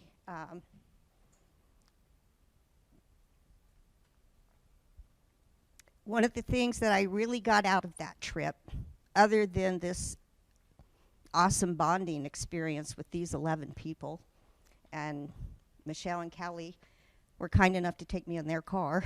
Thank you for that. But one of the things that excited me, and yet it broke my heart all at the same time, was this piece, this pottery piece. It was in perfect condition. It was probably from the 16, maybe even earlier, 1500s, 1600s. It was in perfect condition. And the Quapaws did a process back then. I call it a reverse smoke technique. Might not be the right word. So what you do is you put your decorations on your vessel. That is, if it survives, the first firing. Then you come back and you dilute your clay down and you paint on top of that. And you put it back in the fire. And when you take it out of the fire, you scrub all that off. And that's what gives you these different colors that I have up here. I've been trying for 2 years to perfect this technique. And I have some really great potters that have told me that I have perfected it. And this is the one thing that I took away from that trip above everything, was this reverse smoke technique. And I had not really done it before then. And most of the, you know what, wouldn't you just pass this around so that you guys could look at it a little closer? So the red that is exposed, that was the original clay that came out of the ground. So the black on it is the smoke that came off from that. So I really thought that I would ask everybody on the business committee to put their 2 cents in on what they experienced during that trip. And there's nobody here except Michelle. So could you possibly just take a minute or two and tell me what you got out of this trip? This was definitely a trip for me that I hope to never forget. And like Betty said, I think the hardest thing was that we weren't able to take photos or do aerials, but it's embedded in our hearts and our minds. And so I thank you, because I know when you received that pottery, you said what you wanted to do with it, and I know what a challenge it's been. And this is a really challenge for me, and I'm the first one to get to pick. So I'm like, I've been sitting here trying to pay attention, but I keep thinking eeny, meeny, miny, mo, because I love them all. And to witness that, it was very sentimental for me to know that many of our quapaws have been sitting on shelves for years.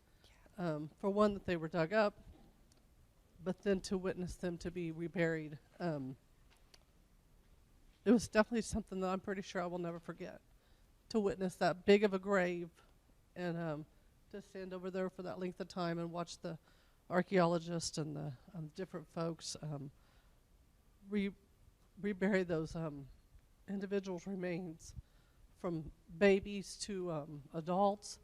And also the amazing thing to me was how many pieces of pottery, whatever they were buried with, and some had dog bones. Their pet was buried with them as well. But to witness how many pieces of pottery actually survived all those years buried, and to be reburied again with their owner. And so it really just, for me, it just brings up lots of wondering, about those people's lives and the lives that they lived. But thank you for doing this. It was a trip to remember and a trip to cherish. And I'm very thankful that I had the privilege of going. Thank you, Michelle. When my plan was to bring these last year, and because everything for me, I don't really have anybody to teach me how to do this pottery. And so there's been a lot of trial and error, and emphasis on the error part of it, because this is my 3rd attempt. But they came out in one piece, so I feel like I have finally reached it. And God made me take this long for a reason. I really thought that this was going to be something that bonded all of us together for a lifetime.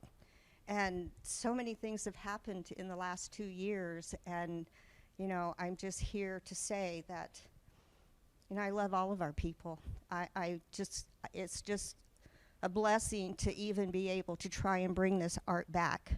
We lost it, and we didn't completely lose it, because I know Cuggy has made pottery. So, You know, had I realized that, I would have come to you first, Huggy, for instruction, actually. So I just want to say to everybody that this pottery was made out of complete love. I'm humbled to even be able to do it. And all of these pieces, the red ones, go to everybody that was on that trip with us. So I guess I would start by, okay, we have some that are not made out of that particular clay. And I do want to gift this to you. And of course, I didn't forget your turtle, so I want to gift that to you, Larry. And just so you know, this is a symbol that was prevalent up there. And so I'm going to be doing a lot more of this particular symbol. But I thought you would enjoy that. Is it okay for me to take a minute? And there's a couple people here that deserve a piece of this that was there. Johnny Rogers, would you come up and take a piece? Yeah, oh, I'm sorry, yes. By all means, I am so sorry.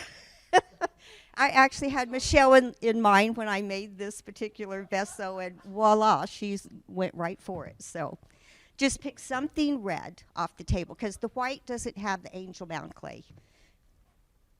Awesome. Thank you. Is there anybody else in this room that was on that? Oh, Lloyd, there you are. Please come up, Lloyd. And yes, Michelle. Sorry, Lloyd, she beat you. She took the buffalo, just whatever is red and black. And there's one floating around if you want that one. So.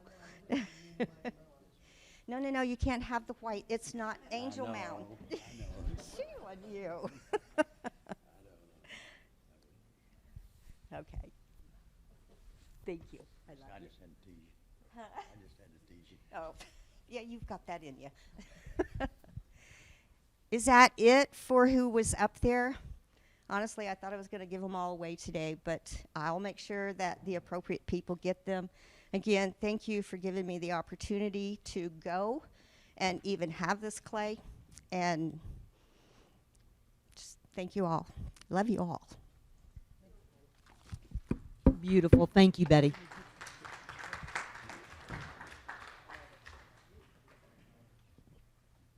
Next on the open forum agenda is Kelly Flanagan on Zoom. Hi there. How's it going? Great. Thank you. Oh, good. You can hear me. Okay, so I just first want to say hi to Cuggy. I saw him on the film earlier. And my question today has to do with everything that occurred last weekend. After the meeting, can we move the camera over a little bit so I can see Weena and everybody? Thank you. Very good. Thank you. Okay, so after the meeting, my cousins, my aunt, and I, we went into Legends to have some dinner, and I ran into Cuggy for the very first time. I knew him, but I had never got to meet him. So during our conversation, which was, there's a lot of activity going along, and there's, machines going off and whatnot. But he and I got to talk, and I asked him at that point about this confidentiality thing that the grievance committee had going on. And I asked Cuggy if he actually signed the confidentiality agreement that states, in part, that you won't discuss outside the committee what grievances were being handled or anything else. And he told me, Cuggy, correct me if I'm wrong, but you told me that you did not sign the confidentiality agreement because it was too restrictive, that you couldn't speak to anyone about it. Again, correct me if I'm wrong, but I mentioned to you that that was the purpose of a confidentiality agreement, so that you could only speak to the grievance committee about whatever grievance is currently on the table. So I want to know from the business committee, is this going to be a standing procedure where a grievance committee member can decide to not sign the confidentiality agreement? Because at the beginning of last week's meeting, the spokesperson for, I think it was Miss Rollins, said that everyone was supposed to go into this with an open heart and an open mind,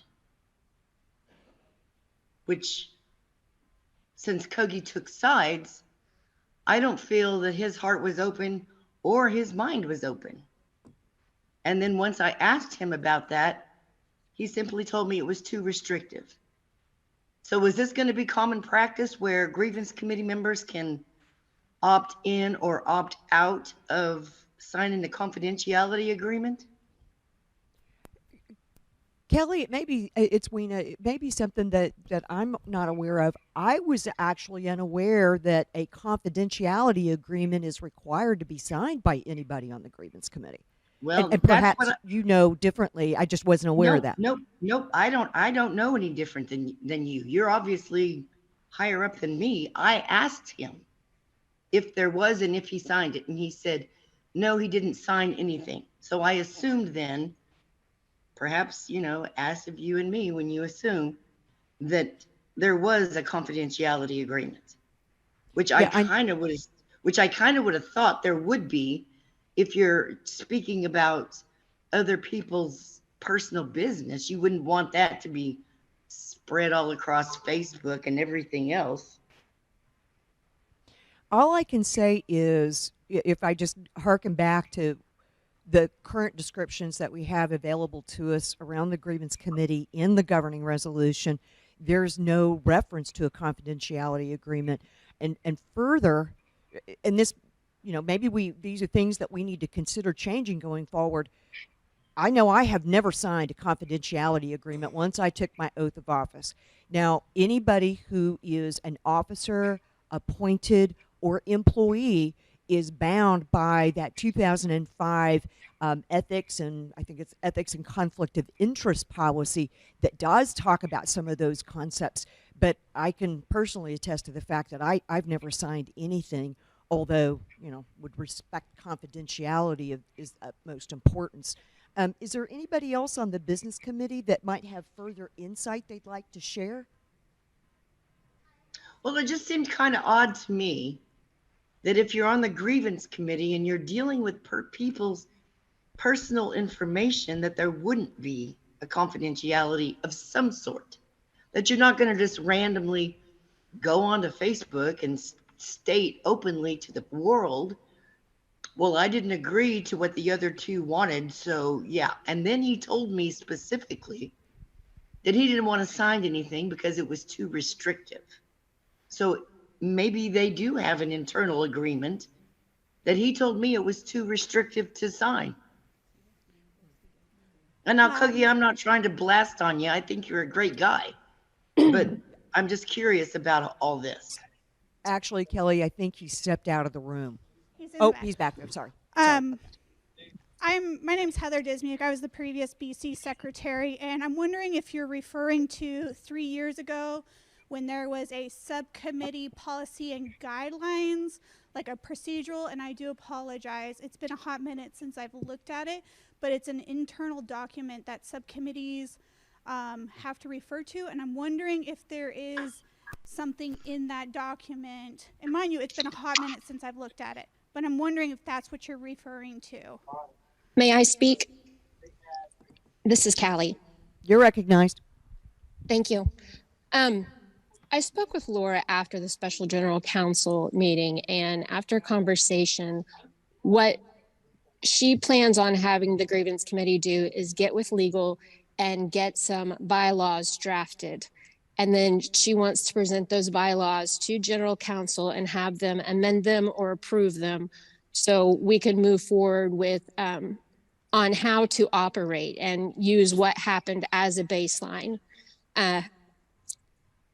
Then we need to call a special general council and get that addressed. And we can do that as soon as the bylaws are drafted.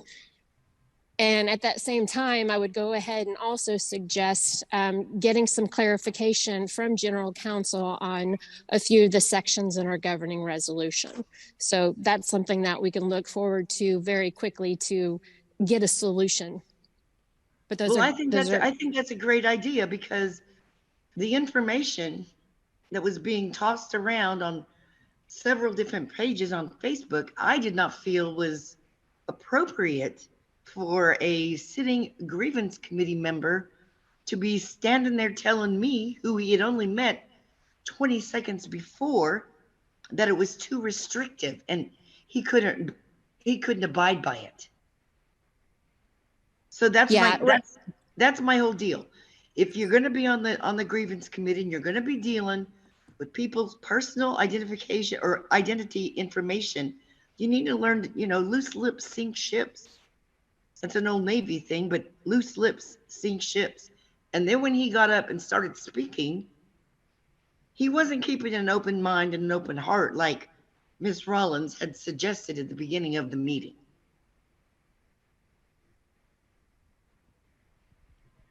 Thank you, Kelly. We'll move on. I see Barbara. Thank you for listening. I appreciate it. You guys have a great day. Thank you. Barbara Kaiser Collier.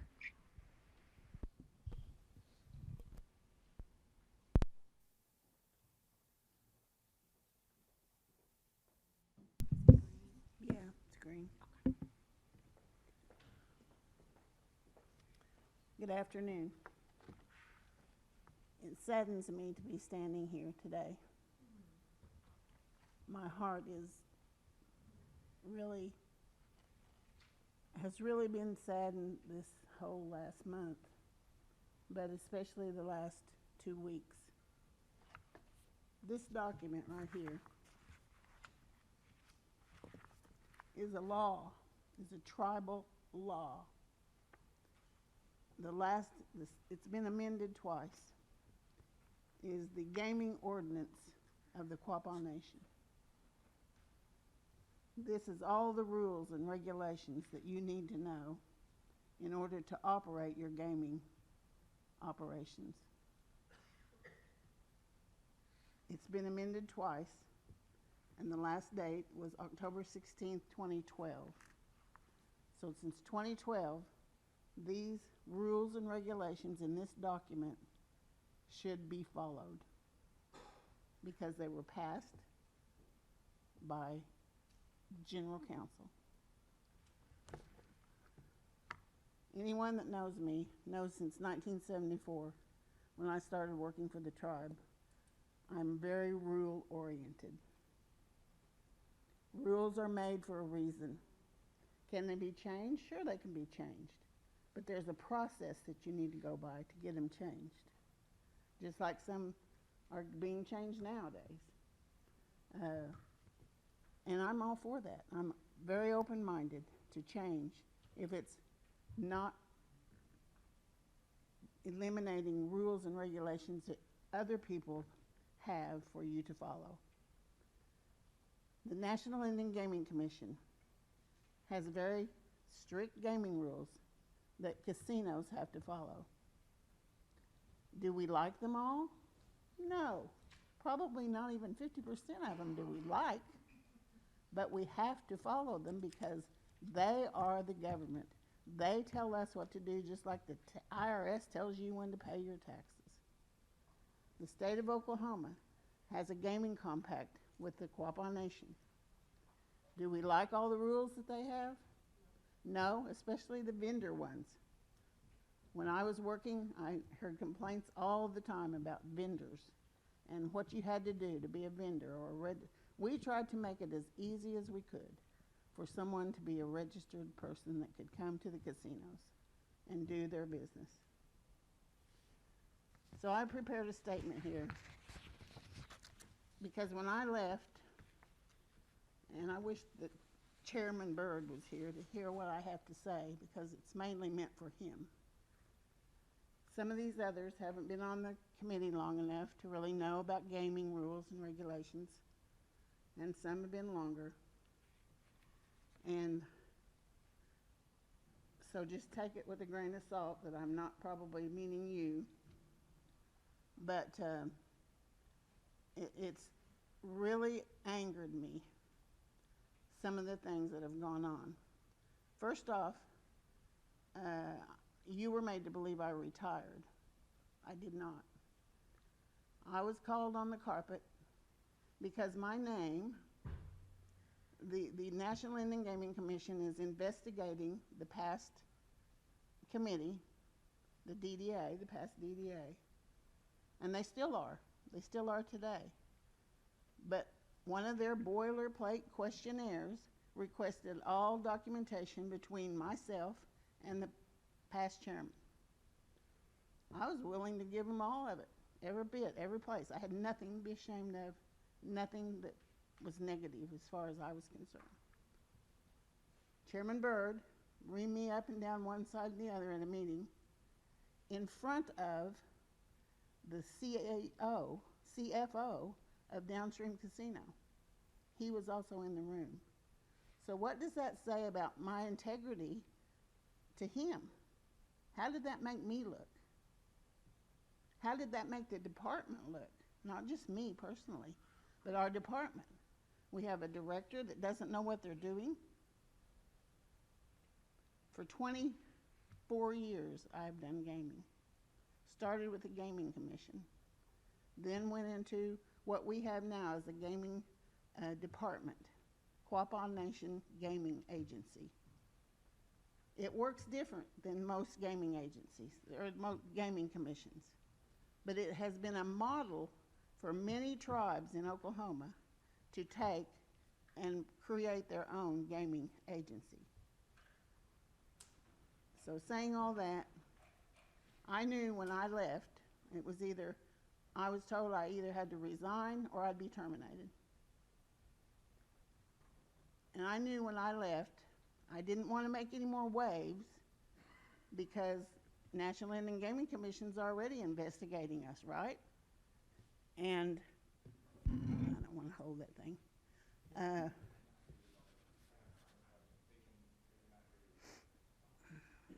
Well, it's right here by my mouth. I'm not very tall. Anyway, is that better? Okay, take a look. I can't hold it any closer to my mouth. Okay, thank you. The National Indian Gaming Commission, I forgot now, you made me forget what I was saying. Oh, they met with me privately to question me about investigative stuff, but apologized because the question they asked for the documentation between me and the chairman wasn't investigating me, but that's what I was accused of by Chairman Byrd. They were investigating the situation that they were looking into. Correspondence from everyone, financial statements. There was thousands, tens of thousands of documents that they requested and they received, and they're still going through them, still today. So I want to read a little bit about the statement I made so we can move on. And I hope that this takes care of any gaming issues that this committee might have. They can come and ask me anytime. I was part of the authorship of this document that we now act under. And it works. It's worked for 20 years. But there are people now at some of the casinos, and I don't know, I might as well mention, the Cherokee people they have now running Downstream Casino are friends of Joseph Byrd. And he brought them there. And whenever he leaves, I hope he takes them with him.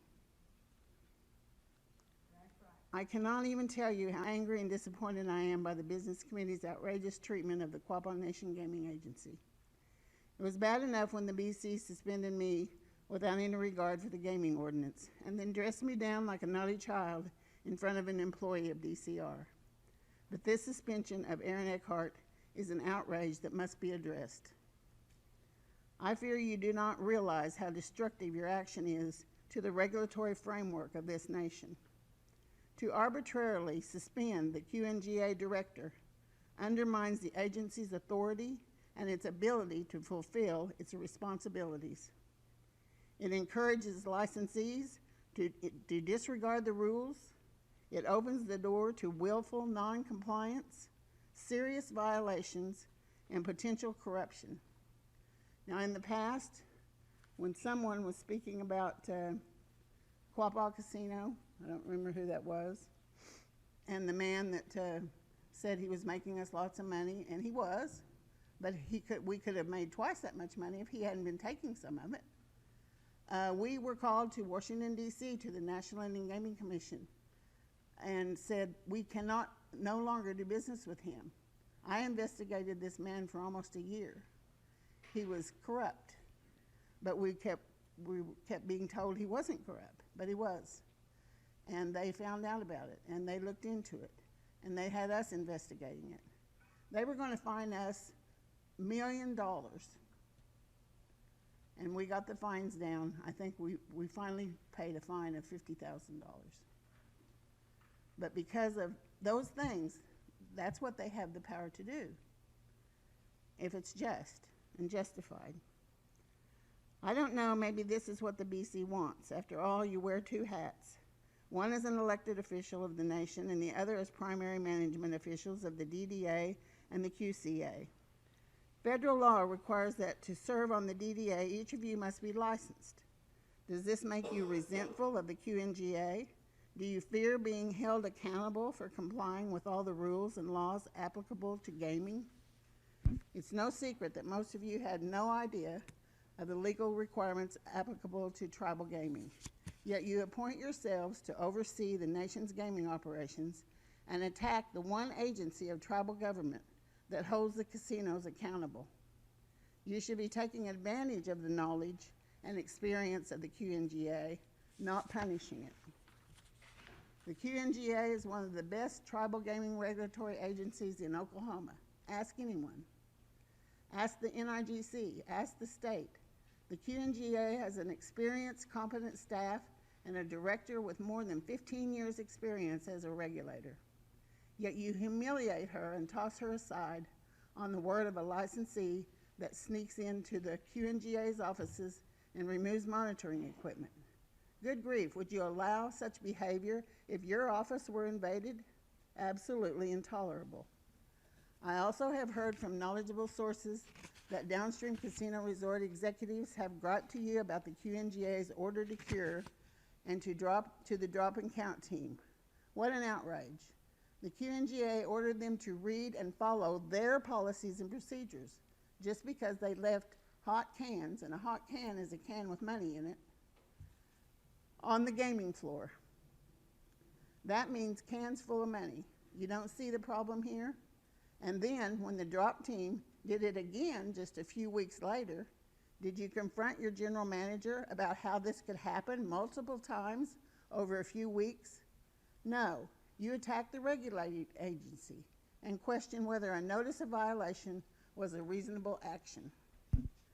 And what about your highly compensated general manager and CFO at Downstream? Instead of running to the BC to whine about the QNGA, why aren't they holding their own employees accountable for complying with the nation's system of internal controls? This is the law, people. This is the internal controls. Aren't they supposed to be highly qualified casino operators? If they are worth their pay, they wouldn't be griping about the QNGA. They would be putting their house in order.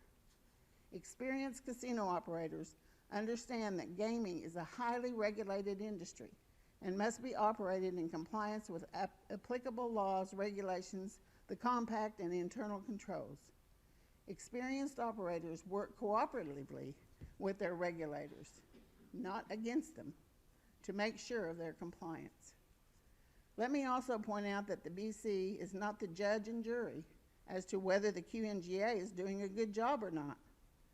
The BC's role is to appoint a qualified director and let the director do their job, free of politics and political interference. A regulatory agency is a civil law enforcement agency. It is entitled to independence. Its decisions are based on law and facts, not on politics. Once the QNGA is subject to the political control of the Business Committee, then the Quapaw Nation no longer has a functioning regulatory system. I'm going to be blunt because you have become blind to the truth. Someone needs to point it out loudly and clearly. You no longer serve the Quapaw people. You now serve only the casinos. And why not? The casinos pay your salaries. You are dependent on it, and because of this, you have lost your objectivity. You are captives of the gaming operations. You identify with the complaints of managers and employees when they are angry because their carelessness with the nation's money and disregard of the nation's laws are pointed out. You even question whether a demand for correction is appropriate. You have created a very dangerous situation. If casino executives and employees think they can complain and tattletale to the Business Committee anytime a non-compliance is brought to their attention by the QNGA, you will have created an ungovernable situation vulnerable to fraud, theft, waste, and abuse. You, Chairman, promised to come in and reform the DDA so that the conditions that allowed what happened in the previous administration could not happen again. In fact, it is worse now than it was then because now the members of the DDA and the Business Committee are the same individuals. There is no checks and balances of any kind now. There is no operational oversight, which is what the DDA is supposed to provide. Your lack of knowledge and experience leads you to rely on the very executives you are supposed to be overseeing objectively. These same executives can slip you perks like cars to drive, lavish dinners at Red Oak, and no doubt countless other favors and freebies. This is how corruption takes a toehold. It has happened before and each of you know about it, but instead of being alert and aware, you attack and seek to cripple the nation's only remaining check on corruption at the casinos. You need to wake up. Looking back, I seriously regret that I did not loudly protest the Business Committee's unjust and unwarranted treatment of me. The Business Committee has no right to suspend the QNGA director. It can only remove the director for cause. I shouldn't have resigned. I should have fought the action if for no other reason than to teach the Business Committee its own law. But I trusted that the new members of the Business Committee would figure it out. I thought that fresh new leadership would do what was right and each would take their position seriously. Joseph, I thought you were sincere in coming right out of law school. I thought that you would respect the nation's law. I thought you would learn the nation's law and follow it. I thought you would grow into an example of the leadership that you were given. So I didn't protest loudly. I knew that if I did, it would draw even greater scrutiny from the federal regulators, such as the National Indian Gaming Commission, and the nation was already undergoing a federal corruption investigation, both criminal and civil. It still is, for that matter, which makes this situation even more concerning. But I cannot remain silent as you destroy an agency that I spent decades building. Do you not know that the QNGA is subject to federal and state scrutiny? Do you not know that its files are reviewed and its reports come back clean every year? Do you not realize that there is a bigger world when it comes to tribal gaming? I'm sure you don't because you haven't invested the time to learn and you have not taken advantage of the agency that can provide you the knowledge you need to guide anyone into the future of gaming for the Quapaw people. You do not understand the great harm you have caused, nor do I think that he cares now when he's supporting his next job. The regulation of gaming or for governing that matter, the only truly good decision that the Business Committee made regarding gaming was appointing Erin Eckert as director of the QNGA upon my removal.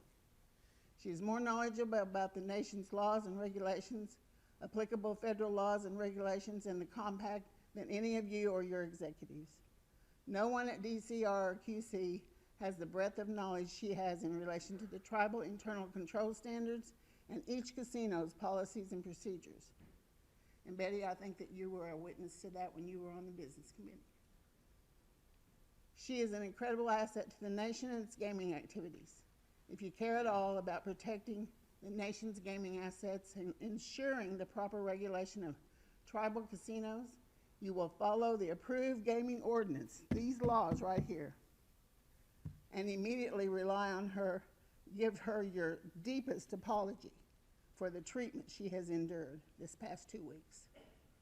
Those of you who voted to attack the QNGA and place the director on suspension should be ashamed.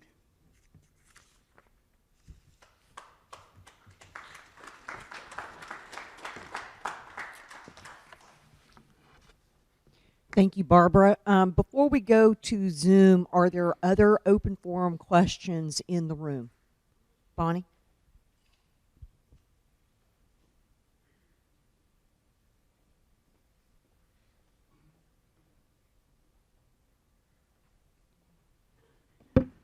My name is Bonnie Gilmore Shock, and I, as well as probably most of you that are on Facebook, heard or read yesterday that Joseph Byrd's campaign financial report was released, and his largest contributor was Stuart Grayson, who contributed $5,000 to his campaign.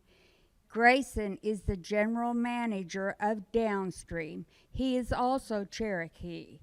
So is Joseph giving Grayson a job when he leaves? Is he taking this is Grayson taking this our information to the Cherokee casinos and giving them their information? I think this is a gross.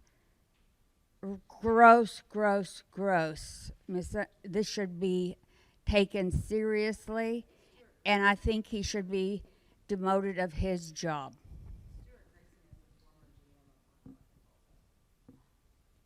He's a Downstream as well. Okay, so he gave $5,000 to Joseph's campaign. Bonnie, thank you for your comments. Next.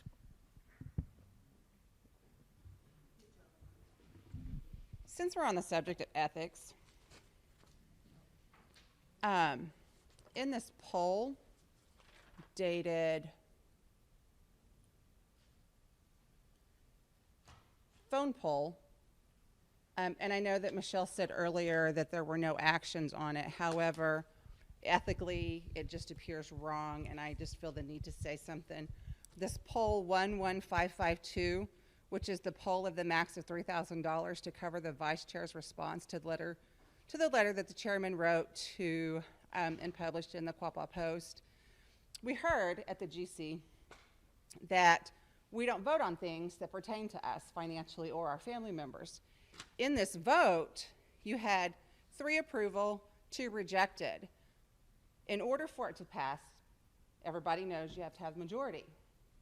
Callie's vote was the majority vote. And again, I know that we said that no action was taken on it, but the ethics of this are horrible.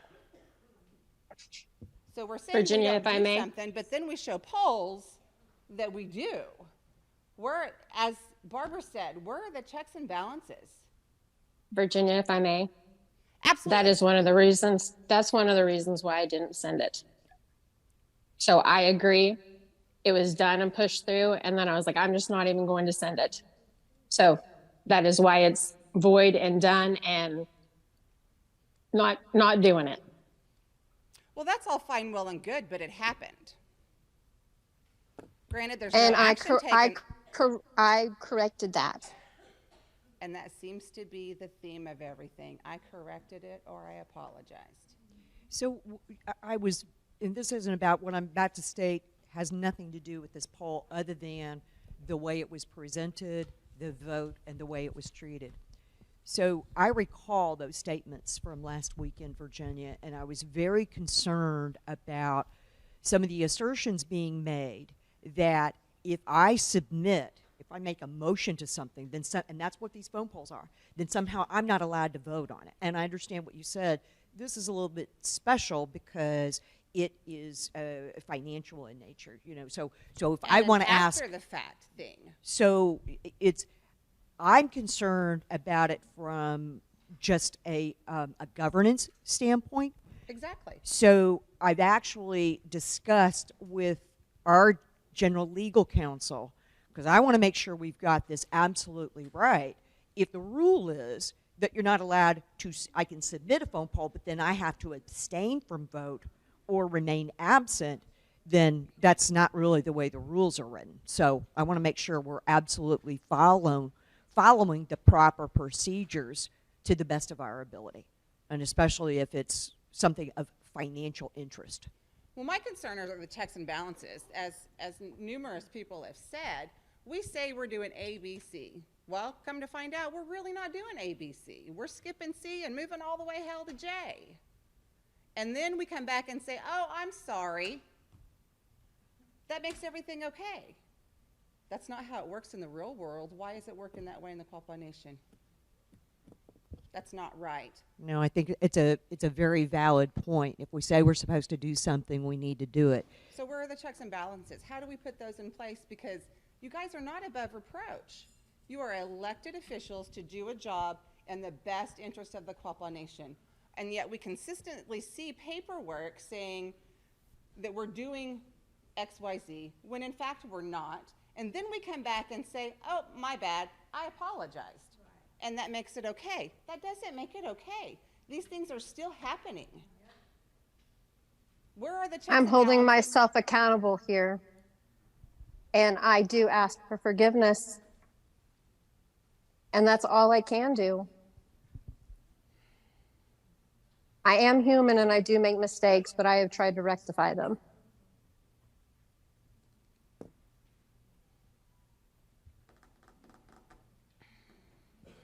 That is all well and good. However, if we had an employee who violated the rules multiple times, documented multiple times, and that employee came back and said, my bad, I'm sorry, I own it, that employee would no longer be employed. So back to checks and balances. Where are they? How do we implement them? And how do we get you guys to understand that you are not above reproach? You have consequences. And damn, it's time to start holding up to those consequences. You do not have carte blanche. That is not how this is supposed to work. And I, for one, am tired of watching it. I don't know about anybody else, but I'm tired of watching it. Like Barbara, I've been a regulator for almost 20 years. The rules are black and white. They're not gray. They're not blue. They are black and white. And if you don't follow the black and white, there are consequences. Where the heck are they? Why aren't there checks and balances?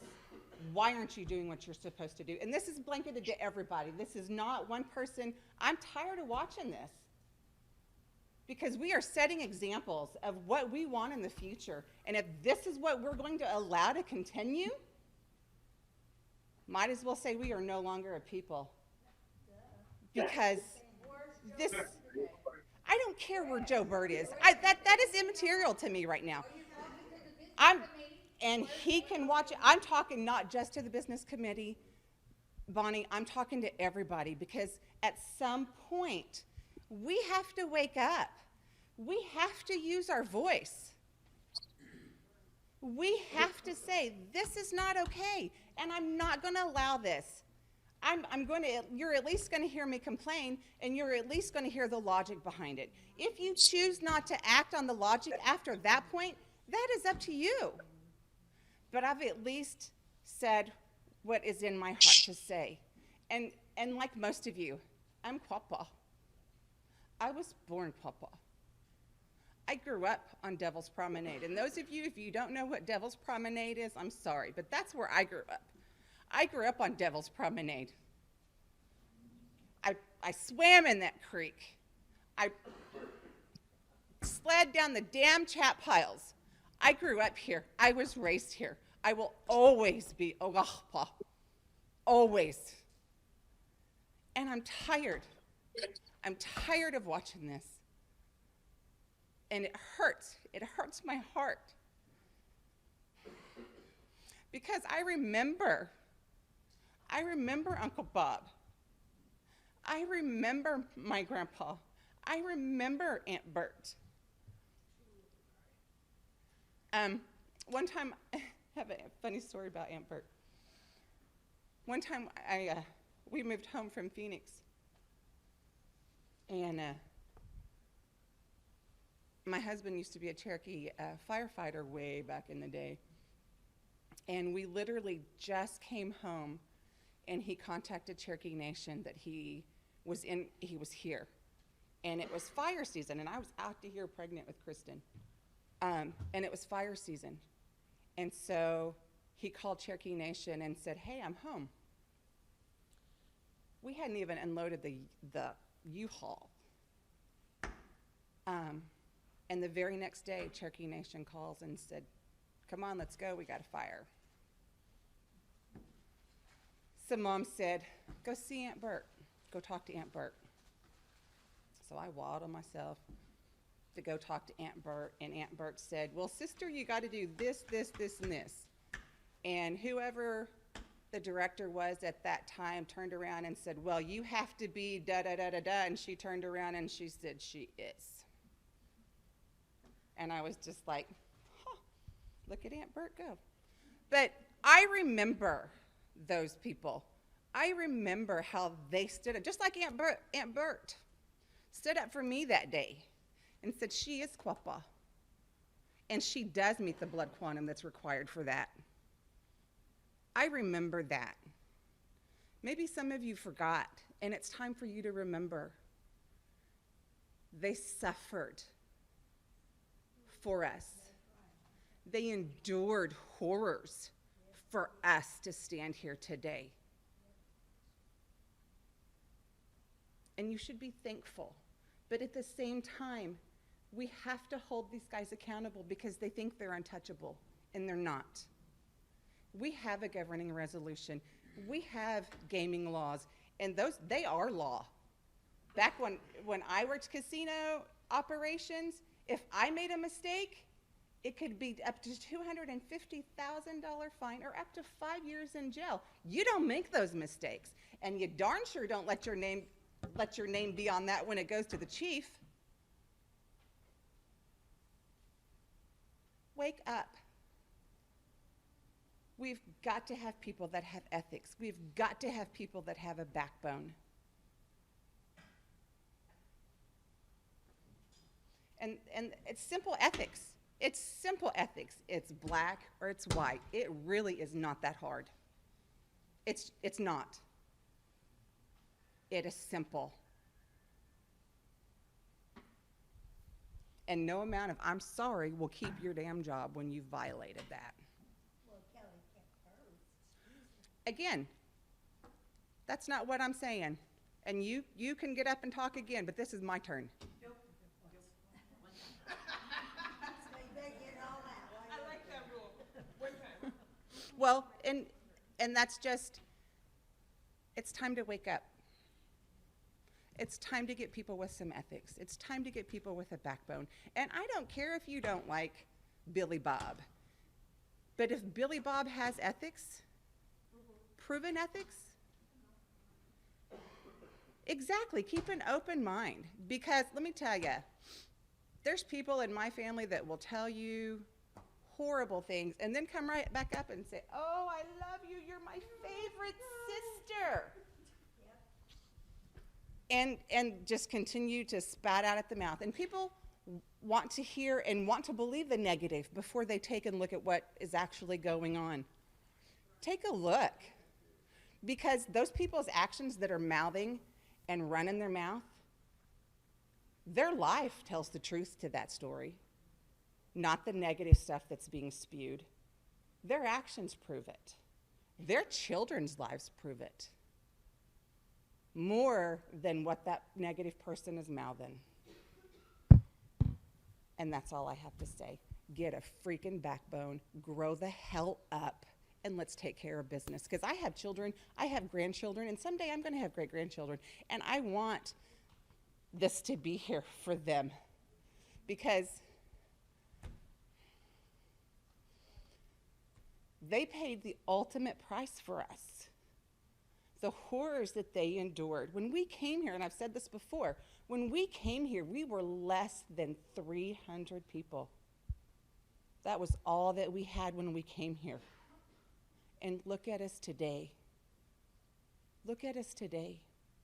Don't you want in 100 years for your descendants to be saying, look, when we came here 200 years ago, we were less than 300 people.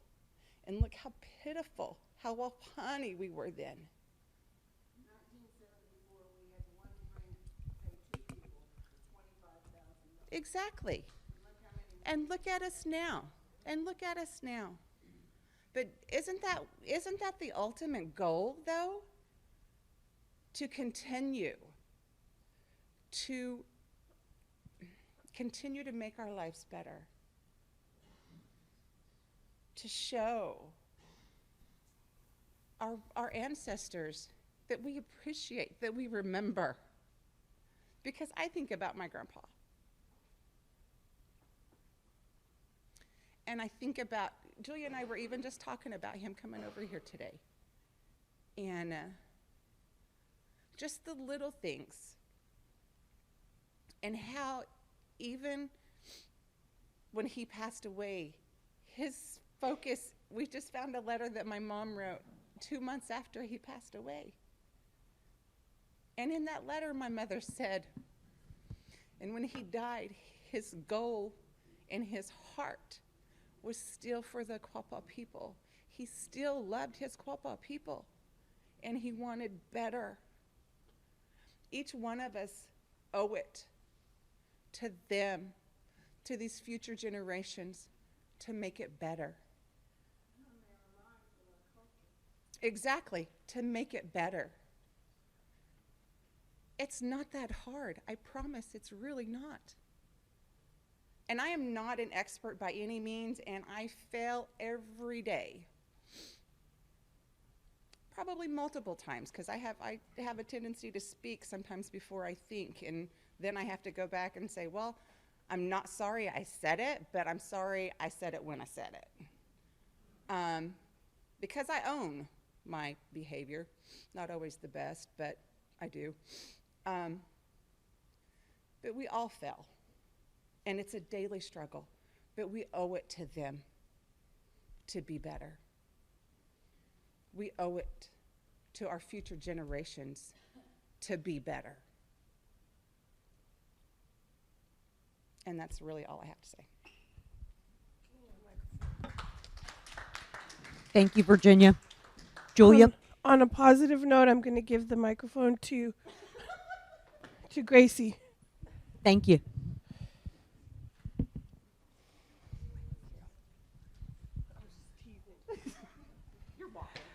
If I may address the group here today, I'd like to make a couple of comments, then I have an announcement, and then a saying to end it as well. Yes, we're in troubled waters. That's nothing new. I mean, we've gone through troubled waters before, others have, but we get through it. And many voices we've heard them today. We can learn from those. We can grow from those and be together. My announcement is I talked with a couple of people. On April 1st at the Coleman Theater, there's going to be an honoring of Lucian Ballard. And I had found out that we think he's a great-grandson of Louis. He will be part of the Hall of Fame at the Coleman Theater. His role is as a cinematographer. And so this is really something, again, good things are happening with us, with our people. But unfortunately, sometimes we get awards, you never hear about them. You don't hear about the good positive things that are happening, that we're doing.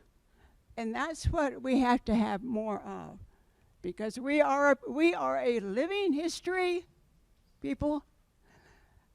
And one of the sayings that I grew up with, you do not bring harm to anybody. If you do, there are consequences. It can come back on you and your family. Keep that in mind. Thank you, Grace. I love y'all.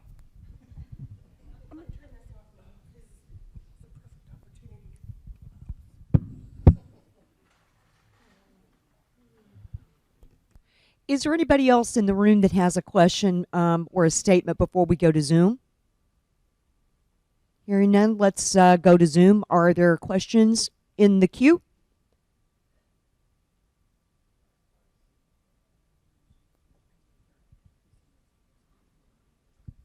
Thank you. I would ask Larry Mercer to close us out in prayer. Heavenly Father, we come before you today. We thank you for this meeting. We thank you for all our people that have gathered here. We pray that you will bless us as we leave here. Keep us all safe. Those that are in sickness, give them healing. Send it their way. Heal all the broken hearts. And may we all go in peace. In your name, amen. Is there a motion to adjourn? I'll make a motion to adjourn. Motion passes. We are now adjourned.